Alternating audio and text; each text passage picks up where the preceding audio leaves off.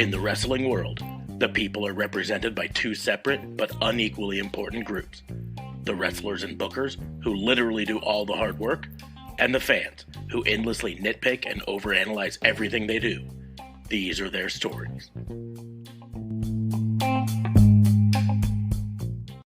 Hey!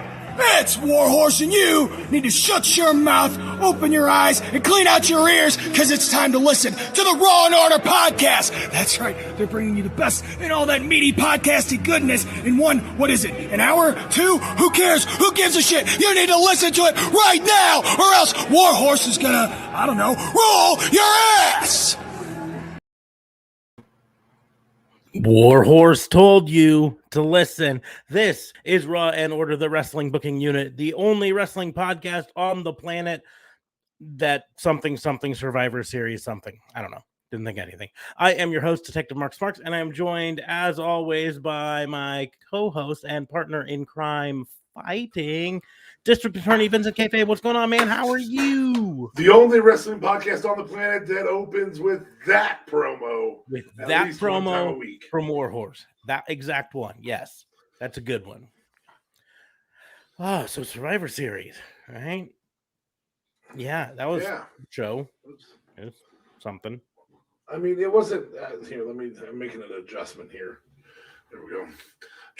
I'm trying a different camera location. And yeah. We're both experimenting. In case out there haven't noticed, I'm experimenting with doing this headset-less. But if you hear like an echo or something like that, or if JLB, who hopefully is joining us soon, or DFA hear an echo, they'll let me know and I'll put the headphones on. But always trying to do what I can to improve this or make this easier or make it better. I don't know. Anyways. But so this is going to be our special WWE Survivor Series review.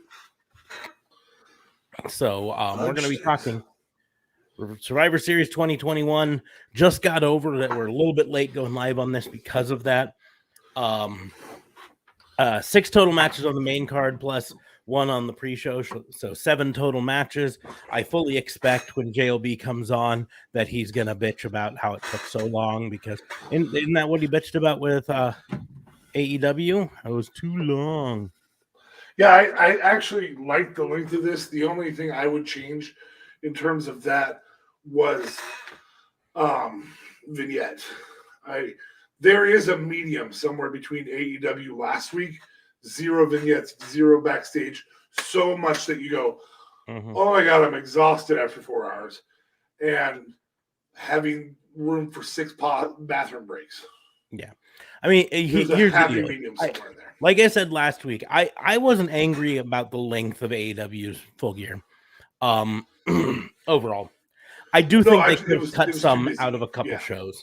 A couple of the things, but overall, I didn't have a problem with the length of it. Like you say, it was the busyness of it, I think. Yeah. That might have been the problem. JLB, however... I don't have a problem with a 4-hour pay-per-view, ever. Yeah. It's 4 hours. That's what they're supposed to be. Yeah. However, had a problem with that and bitched about it on both this podcast and the podcast he cheats on us with. So, speaking of the devil, and he shall appear. What up, whore? Hi, guys. So, did we start yet? We started? Okay. We're live, bro. We're live. Hey, live from the Barclays Center, where The Rock didn't show up because it's 25 years of The Rock of invisibility. Yeah. Well, and that is a funny piece to this. Before we get into the awards, how do you do a show that honors a guy who's number one wrestled legitimately consistently for about 6 years? And then had a couple comebacks and stuff like that. No. He's only wrestled for 6 years? He started in 1990, so in 96 Survivor Series, right? Fair. Till now is 25 years. So 96 Survivor Series through 2002, 6 years. Snap. Oh, wow. What an impact. He had a couple comebacks. Yeah. Sometimes where he came back. I mean, the Hollywood Rock, though, technically counts as a pretty big comeback. Because he was there for quite some time. He did his whole You're talking the 2004 run where he was there for so he was there for at 11 least months. Yeah, so I would count that part of it too, I guess. 7 years. 7 years. 7 out of 25 still ain't huge. I mean, it just goes Compared to show you his impact. Compared though, to, say, right? Natty Neidhart, who has the most eliminations in history. Now, I'm not saying that she's more impactful for wrestling. What I'm saying is Natty has a longer career in wrestling than Dwayne The Rock Johnson. Now, Dwayne had a great impact. They're promoting a movie for him with the stupid golden egg that nobody figured out where it was. Of course, that's going to fucking be on television so that they can have him come back whenever he's comfortable. Or it just might be Brock, because Brock is no longer suspended, right? So, Yeah, hey, but Brock's it's worth not part of 100. the movie. Doesn't Brock's matter. not part of the movie, The Golden Egg. Here's the deal. Here's the deal. doesn't It's going to be matter. Ryan Reynolds who shows up. It's not going to be. That'll really piss me off. That would I would kind of be I mean, excited for that. Don't get me wrong. Would I love it if Deadpool showed up? Yeah, but Yeah. Here's the thing: is what you got to remember in the movie. Now, The Rock might also show up, but in the movie, I haven't watched it yet, but I watched enough of the trailers and everything for it. Good Ryan movie. Reynolds Fun. plays a thief. Gal Gadot also plays a thief. The Rock plays an FBI agent or a federal agent of some sort who gets them together. So You got that a little wrong though. They both play agents. Gal Gadot is the one they're going after. Just to make sure Did you know watch that. the movie? I did watch the movie, but I'm Okay. just saying that's technically how it's shown on the trailer. Not going to 'Cause- say anything else. I'm 'cause saying the Rock is not a bad guy in this film, and neither is Ryan Reynolds. Neither of I From didn't the say either trailer. of them were bad guys. Ryan Reynolds is a leveraged thief. He's a thief that gets Oh yes, I'm sorry. Okay. who gets told by the federal agent, "Hey, you need to help me catch the other one." And Right, Gal that's in the Gadot can trailers. be my Wonder Woman or my dirty thief any day. Yeah. Straight up. So, She's anyways, so stunning in here's the the film. deal: is the Rock's not the thief. If they're going to have anyone show up as the thief, it's either going to be Gal Gadot or Ryan Reynolds, and I don't think they're going to have Gal Gadot on. So, you know, I don't think they'll go too much into the actual storyline of the thing. They kind of just did it for the promotion. But guys, just imagine having the Undertaker's 30 years last year. And the Undertaker not show up. Yeah, no. It's Imagine that. Just imagine if that were to happen. It's Dumbo. Oh It was man. 2 years ago. 2 years ago. 2 years. 1989. Oh no, it might have been 1990. I don't know. That's fair. I feel like it was Not last 30 year years though. this year. Yeah. It was last year because there was no you're crowd. Right. You're right. It was last year. Yep. You nailed it. Yeah. I'm wrong. No, I that's can fine. admit that. Unlike Smarts. That's a valid point. I've though. admitted I'm wrong multiple times on this show. Yeah, I just you've admitted haven't it, been wrong that but you've admitted it, When- but when you endorse your rightness, we get a lecture about it. When you admit that you're wrong, you're like, I was wrong. We'll move on. This is not a big deal. We'll just move on. Exactly. this is not the Because I shit admit on it. this is not the shit on Smark show though. I mean, Because we can it's- go on because for it's not a big hours. deal. I'm just not wrong that often. Anyways, Oh, so here's the deal. Here's the time for JLB. We're gonna set aside some time here for JLB to bitch about how long this show was. Which you're Yeah, not so gonna. it was technically 45 minutes shorter than AEW's. If you started at 7, but if you tuned in at 6 for the pre-show, Mhm. Okay, 45 valid. It said it's 7 15 for minutes me. longer. Yes, so I technically did watch the Damian Priest match on the pre-show. So I'm gonna call here's that the thing. Shinsuke Nakamura It, match. it didn't feel as long because WWE had some shit in between that just wasn't good. AEW being long wasn't a bad thing necessarily. It's just all the matches were good. Okay, So it is overwhelming, and you're like, fuck. Like I'm already drained by that last match, and then I got to get Again. amped up again. So what you're saying is the exact same thing that both of us said last week, that it was too busy last week, But not too long. but not too long. It felt it was 4 hours is the right length for a pay-per-view. Here's the deal: is what I can say about AEW last week. damn Right. computer. What I can say about AEW last week is there wasn't a single moment during that pay-per-view that I did this. And that happened a whole lot tonight. I Well, probably the egg spent probably the majority- being on the screen was probably a lot of when we Vince coming out of the limo. Yeah. And so that's my argument is you can say, AEW was overwhelming and all of that stuff, but there was not a single moment I was not enthralled in AEW. And in this thing, there were many moments. I was barely paying attention during the Battle Royal because who the fuck cares? I surprisingly did for some stupid reason. It's probably because I'm not smoking anymore. Too. That might be a legit thing where I have to occupy my time, and usually I would go for a smoke break or do something. That might be a legit thing. But no, very valid. There was a lot. I mean, I think also the Flair match did excite me. The Flair match was really great, and I was like, oh, okay, let's see where they go with this. And then, it was better than I expected it to be, but we'll get into talking about specific matches. Like I said, I found myself bored multiple times in this. And for something that by your counting was 45 minutes shorter than last week, right?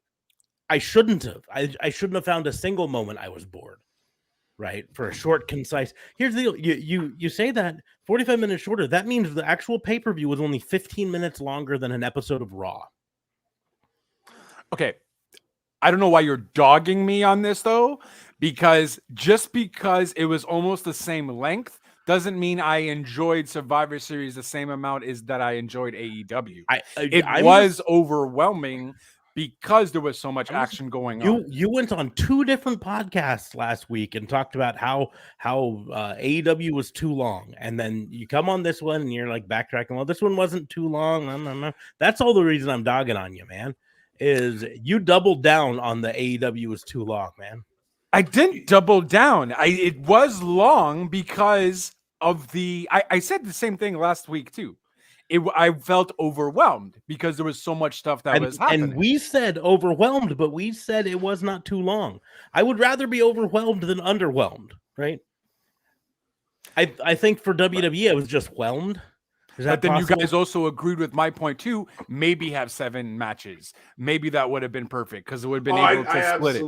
You know what I mean? Like 9 matches is fucking long.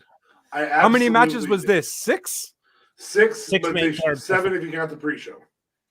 That pre-show match. Maybe that's why it should have been on. Thank God it wasn't, though. Jesus. Yeah. So we'll talk a little bit about it before we get into the match and match breakdown and all that stuff. I'm going to point out that the pre-show, the kickoff show, hour-long kickoff show, 1 9.5 minute long match. Oh, it's always like that. So 50.5 minutes of talking heads. Oh, yeah. We never should see 50.5 minutes of talking heads on any wrestling pre-show show. Should be half hour. Yeah, that's it. If it's going to be a 9-minute match, a 10-minute match, half hour pre-show. That's it. That's all it needs. If you don't have 2 matches on it, like if you want to do an hour pre-show, make sure there's at least 2 matches on it. I think more important than that is not only should you not have a 50.5 minute pre-show of talking heads, but then we also got the same fucking vignettes. I know, right? In the actual show. So we actually got probably 45 minutes to an hour's worth of repetition the pay-per-view was vignettes. Yeah. I think there's a happy medium. I think AEW needs to hunt for, oh my God, you're giving me nothing but matches and I really have to poop or pee or smoke or eat or make Hot Pockets or whatever the fuck it is. Give me a little bit of a breather in there. And WWE, literally, I have stomach issues tonight that I will probably step away from this podcast for. So, ready? I was able to take a restroom break right before the Roman match and catch most of the vignettes still. Oh, wow. After not missing any of the women's Yeah, that's the thing too, right? Because with the vignettes, do we really watch the vignettes? No, we do something. We're either on our phones, we're doing this, we're gonna go do that. Oh, let me go, whatever. You know what I mean? Like, well, you're doing other stuff. Pop, I get having a sponsor. That's cool. Yeah. Here's the deal: is if you're gonna have vignettes, play them once. Yeah. Right. Make them count. pre-show, or even if you want to do them during the show, it doesn't matter. During the show, just once, and then people will want to watch them because they're like, oh, what's this? You also got to make sure it's not something you've recycled from your week show, right? Yeah, like everything Becky and Charlotte. Yeah. By the way, Charlotte cut the absolute worst promo ever, and it was featured in that vignette over and over. Becky, you really can't come up with anything better than that? I like nope. Of course you would. Canadians want the politeness. Is a really polite thing to say to be mean to somebody. Wow. So, I mean, it is, and you're right, but that's rude. You're rude. But yeah, no, for sure. And then this whole this is exclusive to Peacock. Like on the pre-show, they were saying this is exclusive to Peacock to show you the Roman and Big E thing. And I was watching on YouTube, and I'm like, not YouTube. I was watching on the WWE Network, and I still saw it. I'm like, so this is not exclusive to Peacock. They're like, otherwise you'll catch us on the other side of the break. I'm like, where are you having a break exactly? It's either on the WWE Network on Peacock, or I guess on your YouTube channel. So where is this break that you speak of on your pre-show where we're not going to see this exclusive vignette, which obviously will be on the pay-per-view, but whatever, people pay for that or have the WWE Network for that. So just a silly, stupid thing. But I was just like, oh, okay, I'm not going to get to see this exclusive promo.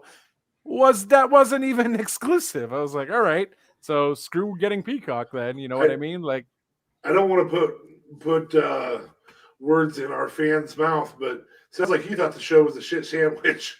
Thought it was really great on the ends and shit in the middle. Pretty much, yeah. As I look at the comments. But no, I mean, this is, I guess, the rants are kind of the pre-show part for us. We do probably have to get into the actual podcast. Any other rants?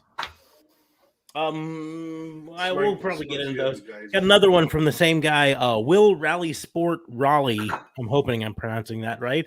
From the UK. He thought it was not the best pay-per-view, but he did like the Big E Roman match and the Charlotte Becky match. I will say that was the best Charlotte Becky match we've ever seen. Yeah. He also commented that he did a lot of this with the phone as well. So he did like the battle royal with R-Truth handing out the pizza. I thought that was hilarious, but that's R-Truth's comedic genius. Yeah. I mean, he's just the one rant I will do, and just kind of an aside on it because we're talking about the pizza here. One little rant is how are you going to be in Brooklyn, New York, and get Pizza Hut as sponsorship? Because Brooklyn, New York pizzas don't need sponsorship, bro. They're not going to pay WWE. They're good. They know their New Yorkers are good. Like, they know where the pizza's at. No one's going to Pizza Hut in New York. Heyman's promo on Brooklyn, somebody from Brooklyn, that was great. Stealing the egg. That was like, great. Oh my fuck, man! You're like, oh, I hope you get out of the city alive, bud. Yeah, no, that would. And well, he's from New York anyway, so he knows what's up, right? So and he's good. He did all the accents down perfectly. Oh, I was like, oh my God. Before we get into the actual reviews, I do need to take a little bit of time right now to remind everyone that Raw and Order is part of the Tatnus Co. podcast network. You can head down to the doobly-doos down below. After the podcast. TatnusCo.com. Yeah, click it after the podcast. Go to TatnusCo.com. Listen to the other shows on the network. Let them know that we sent you, and then come back for our next show because we do go live twice a week, Sunday nights or at 10:30 or after the pay-per-view is over. And Tuesday nights at 10:30 Central, right? So join us for the live stream. If you're from the UK, I know it's stupid late. So I think I think our UK guest popped on and then popped off. So hopefully, actually, I think it's stupid early there, isn't it? Yes. Well, yeah, stupid late or stupid early, depending on how you count it. But yeah, like if he got up to watch this, he watched it at like 6 or 4 a.m. Yeah. Like that. So here's hoping. Well, they've gotten used to it, though. They've been doing it for a hot minute. So. God, what a dick move to say. They've gotten used to it. Just fucking deal with it. Well, I mean, dude, if you want to watch it live, that's what they have to do. You know what I mean? Like, kudos to him. I mean, maybe he's at work though. Maybe he's here's hoping. Like I said, it looks like he might have dipped out for a bit, but maybe he came back. Who knows? We'll find out. But either way, that's awesome. Welcome. Yep. But check out the links in the doobly-doos for all of that. We do our wrestling pay-per-view reviews a little differently than most. We don't go talk match by match. This is what happened. What did we think of this? Whatever. We're going to go through the worst of the night, and then we're going to go through the best of the night because we think that's the better way to break things down for a wrestling show. Yeah. Because here's the deal. There was a lot of bad, and there was some good. You know, I'm not going to say there wasn't any good on this show. There was definitely some good, but there definitely was also some bad. So we're going to get straight into the worsts, right? The worst match of the night. We have 6 matches because we don't count the pre-show match, although I will say that I don't think any of us will say that the pre-show match was the worst match of the night. You know, I mean, it's probably the worst finish, but you know, that's another story. I love not the worst finish. That's I a bit love much. Rick Boogs in that pre-show. That was great. I love that. What's his name turned heel? Damian Priest turned heel. That's a pretty dope move on that. They've been kind of building to that over the course of the last couple weeks. I think. Oh, have they? Okay. With him when he either has lost or been cheated on or whatever. I don't think he's lost. I guess they said he's undefeated on. But when he gets cheated on or whatever, afterwards he's beat up on people. So that's not surprising there, but I didn't mind the ending to that one. But I don't think any of us are going to call that worst match of the night in any way, shape, or form. But I say we normally don't count the pre-show matches just because they're usually the pre-show matches, and they don't really tend to have much overall impact. So, and for this, even more so. I mean, here's the deal: is aside from the heel turn from Priest, we're not going to see a continuation of this feud because they're on opposite brands or anything. So this had very little real weight to it other than that. I mean, Survivor Series tends to have that. But it's a worst match of the night of the 6 main card matches.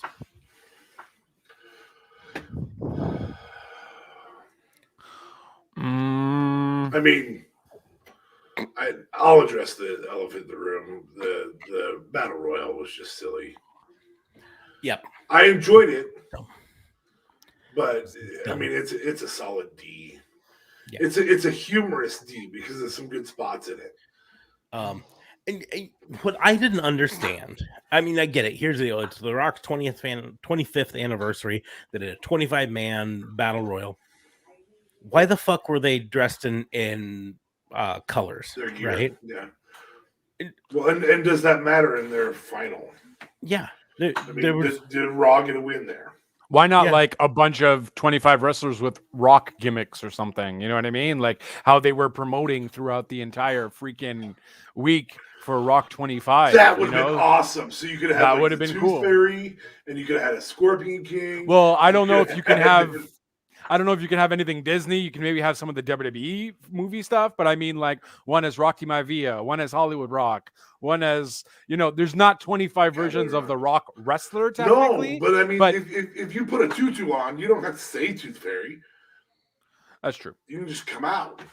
Mm-hmm. You can just wear a Scorpion shirt. Yeah. And then somebody says it's Sting. Oh no. They're pretending to be one of Rock's movie characters. That's it. Yeah, there's all sorts of things they could have done. So I mean, instead, they had people come out in red and blue shirts that mattered not at all. There were parts of some 5-on-5s that weren't good. But we've said this before: too many people is too much chaos. Too much chaos is tough to follow. It's a bit much. Match. I mean, they did mess up with. It's probably going to go to my worst moment. They did mess up. Maybe not not even. No, there was still the egg there. But it was still messed up that they gave it to Omos. Like, bro, you have Omos and Ricochet at the end. Give it to freaking Ricochet, man. Let him be that David versus Goliath scenario. This battle royale doesn't necessarily matter of anything. Give Ricochet the freaking win. You're going to do something probably with Omos and AJ that's going to split them up or whatever. Do that. It's all you got to do. Like, so Yeah. mad that they didn't even give it to I would have Ricochet. preferred. I'm Stupid. fine with Omos winning. I didn't like that it was Omos versus Ricochet at the end. It would have been way better if it ended up with Omos Omos and versus AJ. AJ. Yeah. And AJ's celebrating like, yeah, look, I won, and then Omos just Then almost throws them out. of the ring. Or doesn't even throw him out. Just oops, I was helping you out of the ring, my friend. Oh, Mhm. so you get a little bit of that schmoz back and forth for a couple of weeks where he's like, no, I was just being nice. That's it. But in the end, I mean, like, there were so many parts of it, like Sami Zayn trying to convince the other two people, oh, help me out because we're both SmackDown. We're all SmackDown. All this stuff. Everybody for themselves. Yeah, what does it matter? It's everybody for themselves, right? Then why the fuck did they give you shirts? And that leads back to your point. Why give us separate shirts if it's everybody for themselves? Mm-hmm. Well, just because you would still win for your team. But the thing is, they weren't like on previous years. They would have a counter in this corner, like SmackDown's 1-3 and Raw's only 1-1 or whatever. And they didn't do that. They didn't even have that at all. They didn't even mention it, like in the night. They didn't say, going into this Survivor Series match, the Women's Survivor Series match, the Raw has won whatever. Let's see, Raw won 3-2. Is that Raw won 3-2? 2, 3.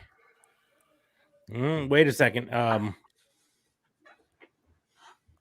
So Becky Lynch was Raw. She won. Team Raw won the first one, right? Which was 2. Omos is Raw. That's 3. I wasn't counting Omos. Okay, not counting that. Okay, so not Bianca. Counting RK Bro is 3. Bianca for SmackDown, Roman Reigns for SmackDown. So yeah, 3-2. Bianca was Raw. Bianca's Raw. Oh, Bianca's Raw. Yeah. So that's 4-1. Raw won. Yeah, 5-1 if you count the Battle Royal, which I don't know if they counted. Well, no, Shinsuke is Raw. Oh, he is Raw.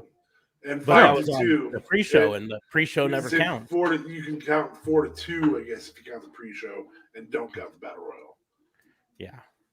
But they never count the pre-show because on that 1 year where they what was it? SmackDown got skunked. SmackDown actually the New Day won the kickoff show match, and they just conveniently forgot about nobody told them about it.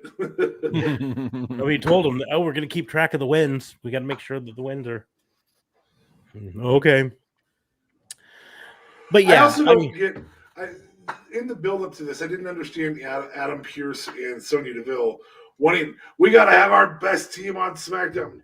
You're the GMs for both of them. That's the thing. That doesn't make sense.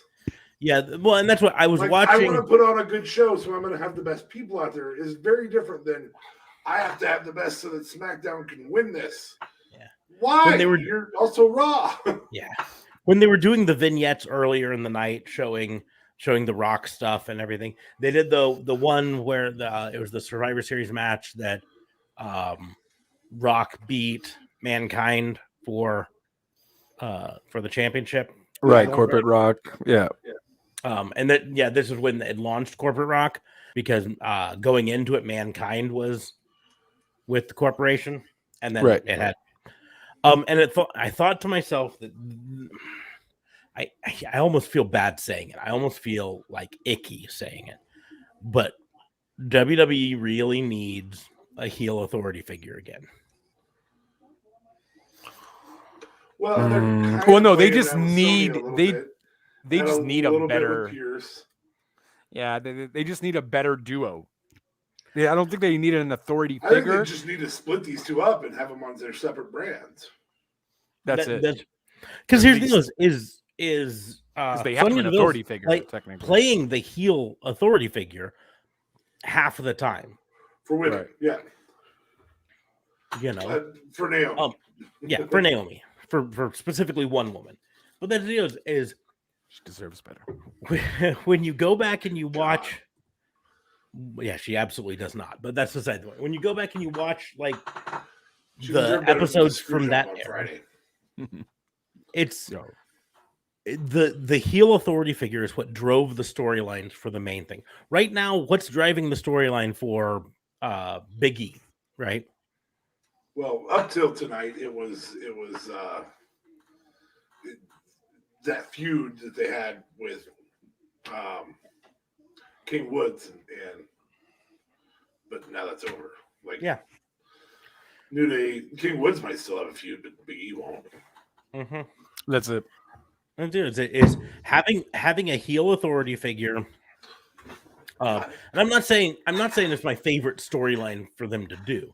I'm saying I think it's what WWE needs right now.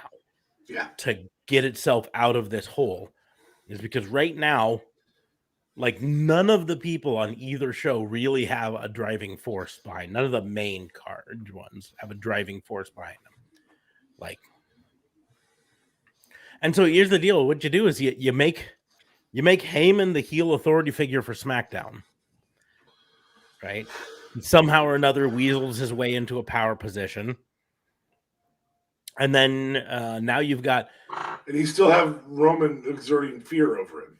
Yeah, and so now he's booking things in the way to make Roman look even better, and weaseling out of big matches for Roman. So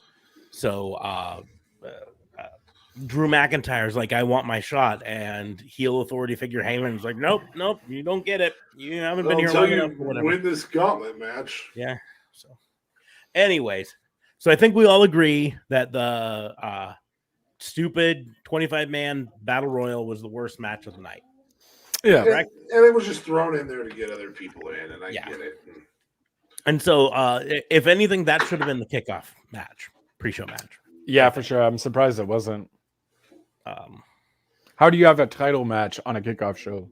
Not a title match, but two champions on a kickoff show. Just okay. Screw your IC and US title, then. Like, how do you put Shinsuke Nakamura on the kickoff show? Yeah. How do you put the biggest push in the game right now? Yeah, Damian Priest. Quite frankly, Damian Priest has the most solid push right now. And then you squash him there. You don't squash him. You don't squash him. If anything, you're pushing him now. You're making him. I think Booker said it nicely. He's like, now I'm really excited to see what Damian has in store, kind of thing. Yeah. Sort of a deal. So, wasn't a squash. I wouldn't call it. We're going to move on to most predictable moment of the night. Sheamus glowing like my forehead right now. Yes. In his entrance, I was like, geez, Pete, there's a light on the stage. Yeah. Oh, wait, no. That's how much he reflects light. It's the ghost light. Most predictable moment.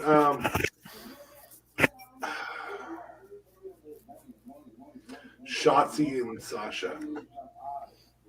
I didn't expect the team to go with Shotzi, but Shotzi and Sasha just feuding it out there in some way, shape, or form during the match.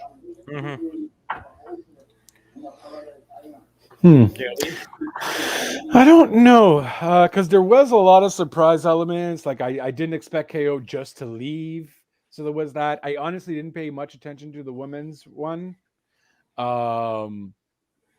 Unfortunately. Sexist. No, not even. It just when I hit that couch, I doze off, and then I'm like, okay, I gotta get off of this couch, and then I was in it for like halfway through. I don't think I dozed off at all during AEW last week. So. Jesus. So yeah, I don't know. I'm curious to what you're gonna say first, I guess. Smart. I mean, for me, I guess most predictable probably was the breakdown between Bianca and Shotzi and Sasha. I mean, they've been building that up. Even in the vignettes beforehand, when Sasha's like, "We're going to be unbeatable. We've got you, who's this, and you, who's the boat," which is a dumb nickname, and Natalia needs to stop using it.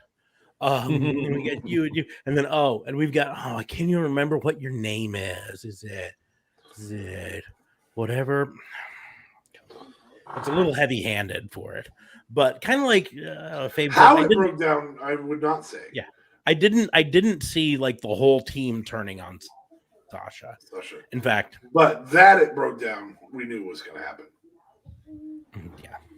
So I didn't even know who was going to win the Roman match because it doesn't matter. And Roman's now had his first non-victory in 440 days versus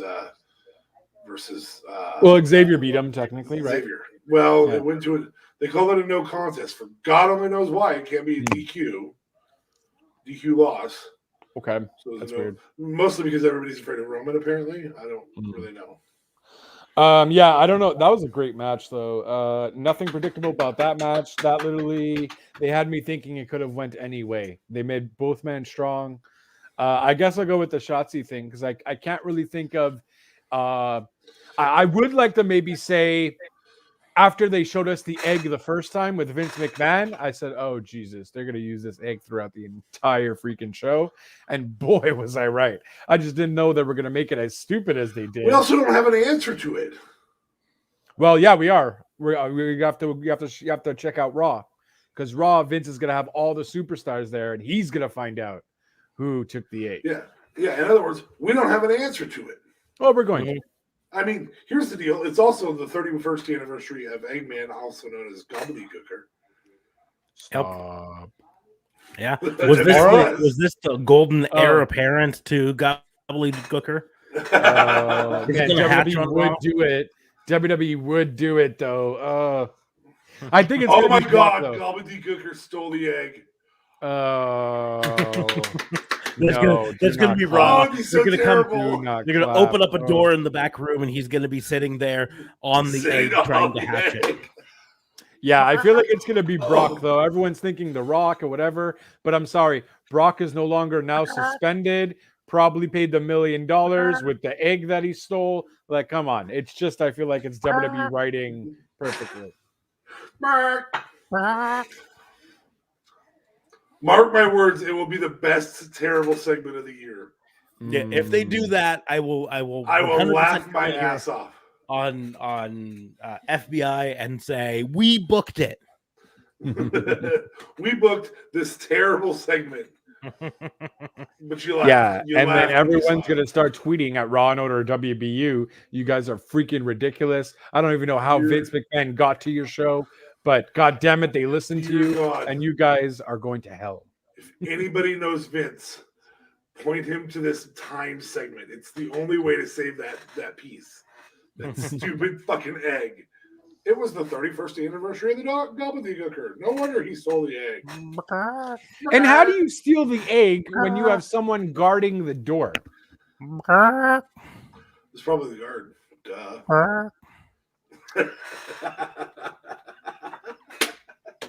But there's someone guarding the door. Where did Vince McMahon go? First, I guess he left his office, obviously. But then the door is still guarded. So who would have gotten into the freaking room? Didn't you see the guard just walked away when Roman came up to go in? That's Roman. And I feel like they would make it a Roman thing. But you know what it's gonna? Oh, here we go, guys. Paul Heyman is the one that stole the egg. No, Paul Heyman is the one that stole the egg, gave it to Brock Lesnar to pay his $1 million fine. Brock Lesnar is going to come back. Brock Roman. Here we go. Okay, anyway. Well, I know we're getting that anyway, but they're going to use the Rock. They're going to use the egg to use it on Roman instead of the Rock because they can't get the Rock. Now, Impact fans are going to be crazy. We at least got to get the Rock last year because for Shamrock's Hall of Fame. You guys didn't even get a video for the 25th anniversary of The Rock being in WWE. Oh, I'm sure they're already doing that. Yeah. And rightly so, you know? Rightly so, for sure. But so moving on. Botch of the night. The Rock wasn't there. You're promoting this movie. I mean, you're literally promoting a wrestler's movie with a 25th anniversary of that wrestler's debut, and it wasn't there. Yeah, I'll go with the only one I could really think. I felt there were a few botch spots between Charlotte and Becky. Because I felt like, I don't know if it probably was all planned perfectly, no problem, and there was no shoot involved or whatever. But there was some moments where they might have, I guess, made it seem like it was a shoot, and it just felt like a really weird way to do certain moves, like the one where, like Charlotte's moonsault that every single time connects with nobody. well, the one outside, the one inside was kind of well done. The one outside seemed kind of weird, and then even the backdrop that Charlotte did on Becky, like I felt like that was heavy on like the middle back of the apron of the whatever the thingy. The thingy. That's the technical term. Are you talking the hardest part of the ring? No, not the apron. I'm talking about where the fans are. The guardrail? Guardrail. But I mean, it's not a rail either, technically. It's a wall now. It's a wall. Guard wall. It's a rail when Darby Allin dives through the ropes and gets dodged by But isn't that an actual rail? Billy Gunn. Yeah, that's a rail with a sock over it. I thought Darby died on that. Oh, we're not talking AEW, are we? We're talking WWE. Sorry.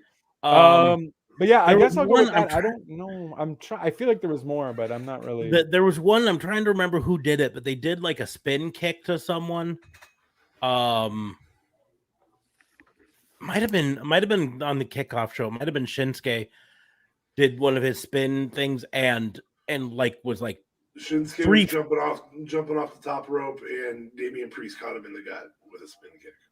No, this was one. It was it was like 5 feet away.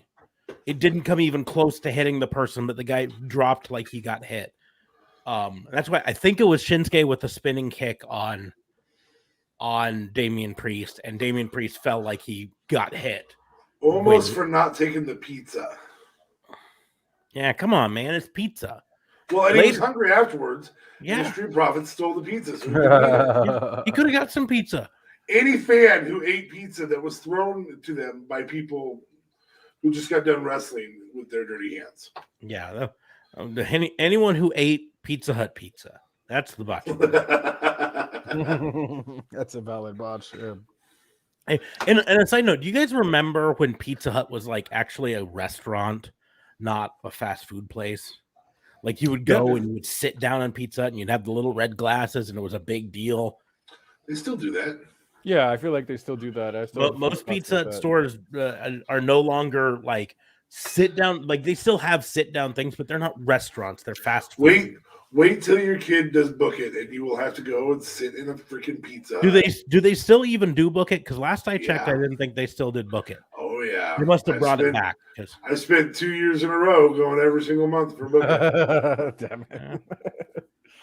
Because last I checked, they must have brought it back, but it's still not the same. It's still not a sit down like. Thank God they serve wings. Thank God they serve wings. Nice. They used to have a fucking salad bar. You would go and all. I think that's done because of COVID. No, it got disappeared like 15 years ago. Oh. They got rid of it. Here's the deal: is and this is documented. Pizza Hut decided that their main competition was Domino's. And that Domino's big strength was delivery. So Pizza Hut had to focus on delivery. And local pizzerias do the sit-down pizza. I get that. Yeah. I mean, you live in Omaha. We all know this. Would you rather have Zio's for a sit-down meal or Pizza Hut? Old school Pizza Hut. The old school Pizza Hut might have been a tough choice, but most of the time Zio's. No. Zio's wins that. Because here's the deal: Pizza Hut pizza has gotten worse in the product of this. That's true. And so, okay, old Chicago or old school Pizza Hut. Zio's is really phenomenal. I seriously might have chose old school Pizza Hut over old Chicago. Not a huge old Chicago fan. It's you obviously haven't drank all 121 beers. I obviously have not. I haven't either. I feel like if anybody has here, it's JLB. But anyways, we're going to move on to overhype of the night. It would have been great if I had a Corona right now. That would have been hilarious. But overhype Corona. Overhype of the night. The egg? That's really solid. And we had nothing till tonight. Pizza Hut. The 25-man battle royal, which we didn't know about until tonight or until last week. Friday. They got little to no hype, but it was still too much for what we got. That's still an overhype. The no hype that it got was still an overhype. I would say the concept of champion versus champion, and then putting a championship versus championship on the pre-show. I would call that the true legitimate overhype of the night. Yeah. That's a good overhype. That's your concept. Well, The Rock, yeah. And again, we didn't really talk that much this week about this being the 25th anniversary of The Rock's first appearance. Right. But they did talk all night. But they talked so much about it. And even have a hashtag for it, Rock25. I expected at the very least, if you smell what The Rock is cooking, to come out and congratulate him. Hey, man, yeah, good job.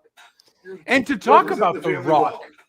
For Vince to talk about The Rock while he has Roman in his office, Rock 25 years. I'm like, okay, you guys have to have The Rock there then. But something's got to happen. You're building up this Rock Roman thing. I'm like, either for sure Rock is going to come out outside of the thing, or you're just shitting on us again because that's what WWE does. And here you go, screw you. And I'm like, okay, you know what? I don't even think The Rock is going to come out. But Brock is no longer suspended. All right, at least Brock's going to come out. Give me something, bro. This is your last pay-per-view of the freaking year. I think where all of us struggle right now is we're used to with your fart noises. I'd rather you be the gobbly goopy doo. I think where we struggle right now with things like this is we see pay-per-views as the end or the beginning of a line. Of time, of a set of time. And pay-per-views are a promotional piece within the timeline now because the money comes from the $1 billion Fox deal and the $1 billion USA or NBC deal. And then, there's a $1 billion Peacock deal, but they'll get all that back if they want it. But if it doesn't work for Peacock, we just get that back and it's on our archive. But you don't even do anything on Raw or SmackDown with surprises. Again, this is a transitional period that we don't really understand. In fact, neither does WWE. Okay. I think WWE is better suited to go back to the old system, which AEW is excelling at right now. Mm-hmm.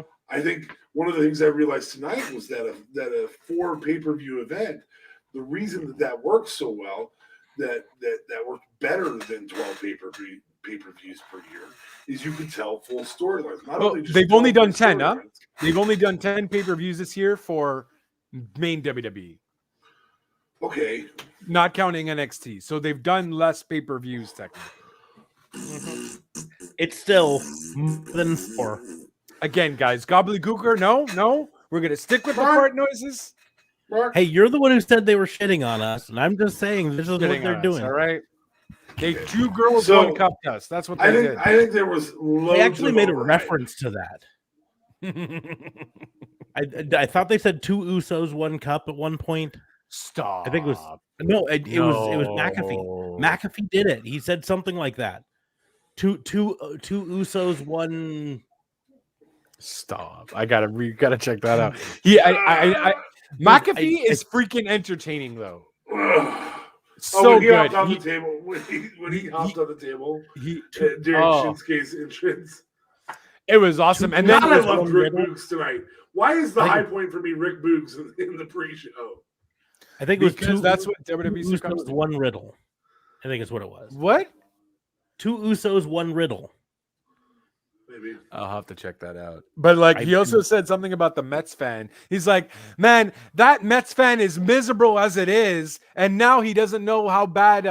But he still doesn't even know how bad Charlotte hit Becky in the back or something like that. Like he said it really well, and I'm like, man, McAfee is pure just gold. He's so entertaining. He at least makes some of the matches more watchable because of his commentary.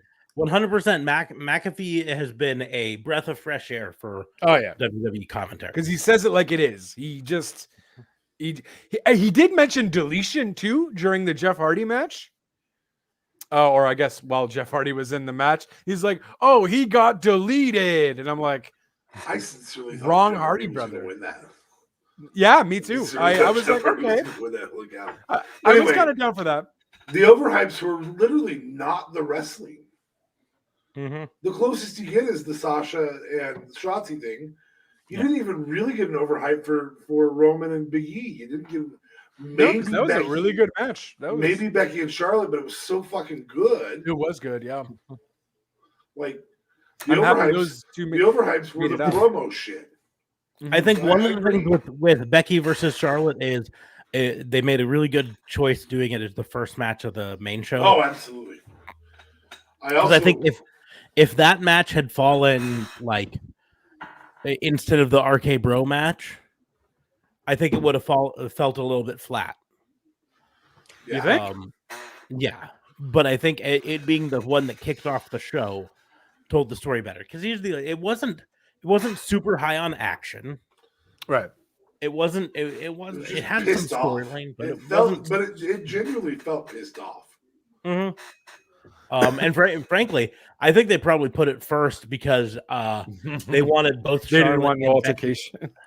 Becky to be able to just fucking leave the arena afterwards, so that they didn't. I still feel like it's a work. I do. I don't know. They say it's a shoot, but I think I think they're trying to make it into a work. I think they're trying to make it into a work.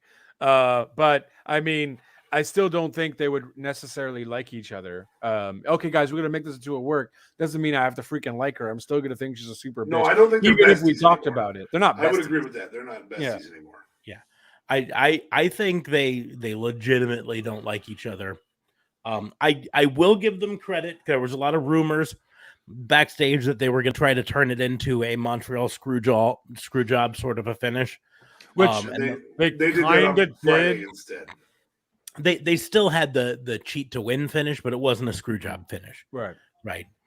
If it easily could have been a screw job finish if they would have just had the referee see Becky Lynch grab the ropes and ignore it.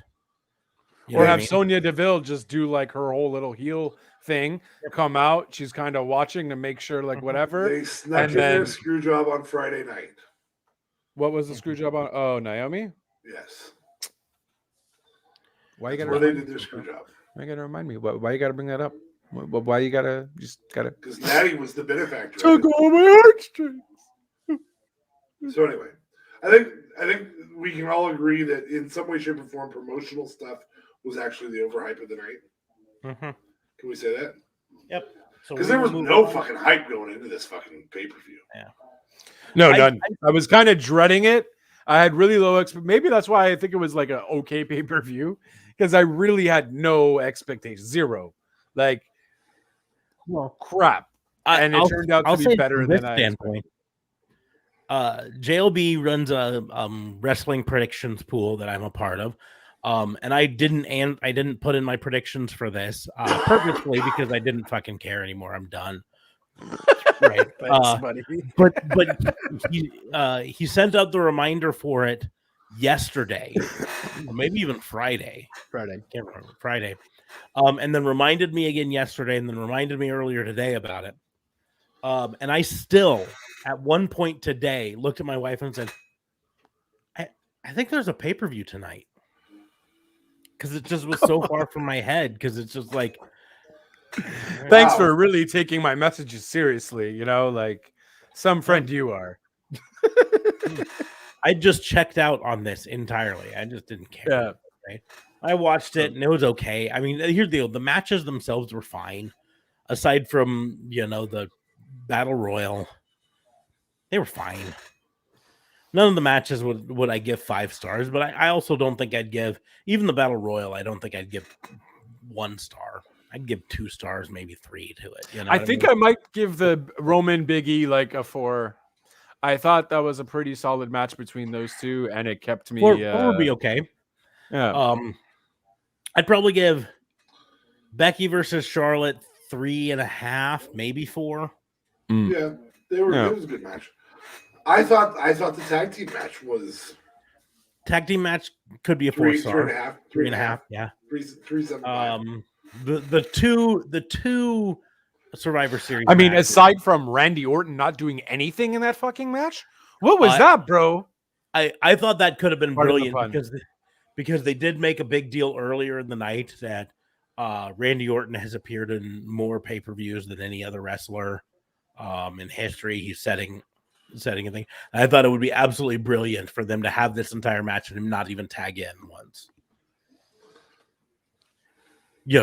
But it's still gonna count towards his record, so sure. it doesn't matter.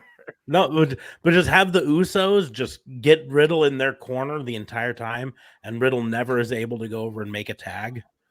I will say, hands down, I think Orton needs one more title run, and the reason I say that is I think he needs to tie Triple H to bring Triple H back into wrestling when his heart stuff is done. I don't know. I have a feeling with the way Vince is handling retiring NXT soon, man. that Trips might be like, I'm gonna wash my hands of the in-ring. No, not in ring. I have him come back as a pissed off and no. I think because that's still, him. I still consider that in-ring. I think Trips is done appearing. Performing. Yeah. Period. Wow. Period. I think At this rate, there's no point, man. When you get shafted like that, bro, you have me as this guy here in the back doing this stuff. I'll do whatever the fuck. But no, I'm not doing any more. Remember, a year ago they demoted his title. He used to be like NXT brand relations manager or something like that, and then they demoted his title and all this. I mean, he's been getting the shaft anyways, and then the shit they've been doing with NXT, I could just see him being like, I'm still gonna click my keyboard and do my job that I'm hired to do here, but I'm done with the product. I'm just done. Check out. That's it. Anyway, right. Start saving up money to start his own Triple H promotion. I don't think he'll go that route.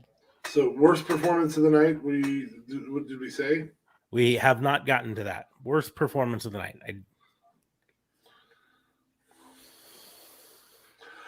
I'm gonna say Shelton. I'm gonna say Drew Gulak for being eliminated in 2 seconds. Victim of Omos. Or Shelton Benjamin, or any of the guys that got eliminated in like the first 20 Any seconds. of the guys that were like first in the ring and didn't even get an entrance. Yeah. Along the same lines, I'm going to put T-Bar up there. I mean, and this is less against T-Bar and more against them booking. But how do you have Dijakovic out there and have him Punk out? Fourth elimination. How do you not have him as one of the monsters? Yeah. The monster versus monster moments. Mm-hmm. Oh, well, whatever. We have Azar and Shanky as the two monsters with Omos, but you don't have Dijakovic as one of them? Doesn't make sense. Yeah. This could have at least solidified him more. Make T-Bar like part of one of the monsters and go up against Azir or Azar or whatever and make it a thing. Aziz, sorry. Aziz. That would have been at least doing something with the guy. Like, so much talent. You're still not doing anything. That's exhausting. But yeah, worst performance. I guess I'll have to give it to who was the guy in the middle for the commentating? Was it Michael Cole? No. Well, on some of them it was Michael Cole. Yeah, it depends on. Anyways, not Pat McAfee, but the other. I think it was Michael Cole actually for not giving Byron Saxton some freaking pizza. So mean on them. If it was Byron Saxton, it wouldn't have been Michael Cole. It would have been it would have been Jimmy Smith. Jimmy Smith. Well, I guess during that, they might have had all 5 out there for that. I don't know. That's valid. Yeah, back and forth. I think there was only 3 because the Street Profits gave it to the other 2 and didn't give it to Byron. Byron was so excited, and I don't know. The worst. I don't really see a worst performance to be honest. Maybe Vince's fucking office talk. But I mean, what else do Worst you want a performance to 76-year-old to do? Pete Rosenberg, because I fucking hate him. Pre-show doesn't count. No, Yeah, you're right. You're right. I mean, because I was gonna say runner-up would be Jerry Lawler because I also fucking hate him, but that was also pre-show. I was not a fan of Pete Rosenberg today either. I don't. That piano's got to be better, man. You got to have a better piano than that. Yeah. Yeah, they make it very childish though, and they kind of works. Booker says his sayings. The king says some stupid stuff about his crown, and I don't want Roman to take my crown away.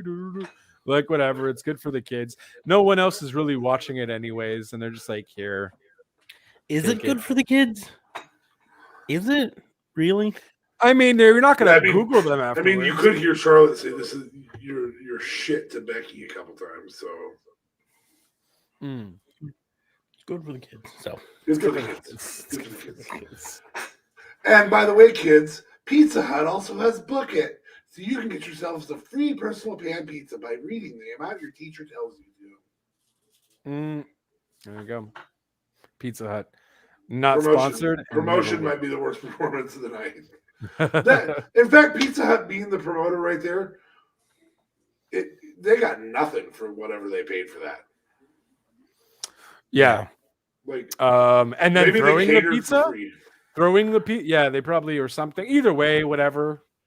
At least when KFC sponsored a battle royal, the KFC was part of the finish for the match. Like it was. Yeah, like but you had the pizza as part of the battle royal too. Otis, well, but it still didn't play into the match in any way. Like Otis, Otis ate a piece of pizza, and then Otis got mad, and then threw out R-Truth. Yeah, it was in the match. When KFC did it, they literally body slammed people through the table with KFC on it. So that's all I'm saying is that's valid. They also had Dolph Ziggler dress up like the Colonel for one of them. Right. Well, I mean, Pizza Hut doesn't have like a character, like a mascot. So well, maybe they fucking need one. Yeah, probably it would help them out. Mascots are always fun. I mean, maybe that's why Domino's was better than them because they had the Noid, which they brought back. And I actually got a message from Smarks. Oh my gosh, they brought back the Noid. What's their mascot? The Noid. What's the because you get annoyed when your pizza's late, so you order from Domino's to avoid the Noid. Look up 1 out of 10. 1 out of 10. One of the best. One of the best mascot characters of all time. Oh, the whole thing is first of all, Gritty is the best mascot of all time. You shut your face. Gritty. Philadelphia Flyers mascot. It's awesome. Well, you especially you can't use sports mascots. Those are he said mascot of all time, okay? Business he didn't say non-sport. Oh, okay, fine. Fair. I mean, I don't know, man. The General's pretty awesome. The best ever, the very best ever was Randy Savage. I don't know the best. Ooh, yeah. Mayhem from the Allstate commercial is pretty good. He's pretty solid too. Yeah. Anyway, moving forward. So I said worst performance of the night. Early exits from the 25-man battle royal. Mm-hmm. Anybody else got one? I'm sure JLB thinks it's Randy Orton. Worst performance of the night for not performing. Yeah, I mean that RKO was done pretty well though. But I mean he does do that out of nowhere quite frequently. Just kind of we figured it's coming out of somewhere when it's out of nowhere. So. Can I give worst performance to the 4 remaining members of the SmackDown team from going from a 4-1 advantage and then losing in like minutes? Yeah, like literally Tony Storm turned out to be the only like legitimate member of that team. Yeah, which was surprising and cool. I was like, oh, you're pushing Storm. Awesome. Yeah. I mean, she also has an absolute dump truck, but we're not going to talk about that. You really want to talk about it? You message us about it. You're like, well, I'm just saying, who would have ever thought? Donk.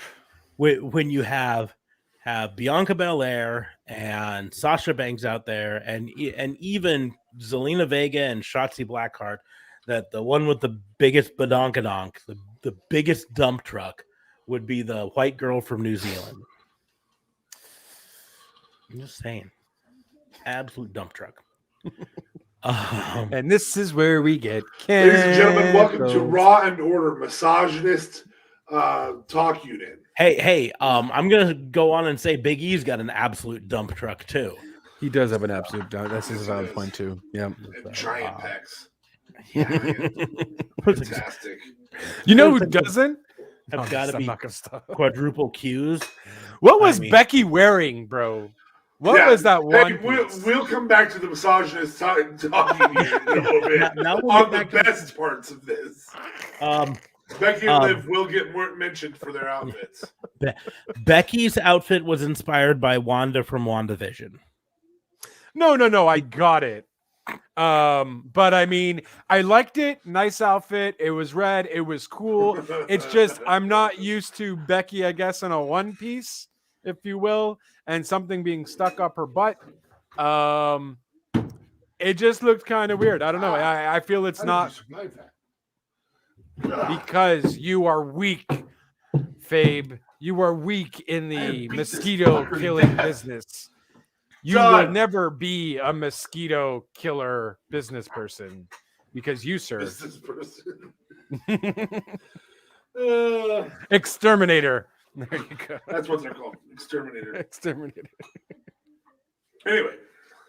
Yeah, let's not talk about Becky's outfit. No, let's not talk about Becky's lack of assets. What?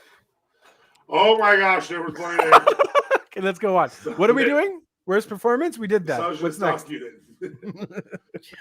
What was your worst performance? Are you actually saying Randy Orton for not really being in the match that much? I guess so. I mean, that's kind of, I was really like, where the hell's Randy? Like all this talk about Randy, and I know Smarks would be like, well, that's the point. But no, it's not the point because he still gets credit for being on the pay-per-view and still going to get it. Just kind of lame. And that's what made the match kind of boring for me, to be honest with you. I mean, I guess we should also say worst performance for Kevin Owens for just fucking. That's valid. Yeah, that was kind of pretty stupid. I hope to God that was a shoot, but it was obviously planned.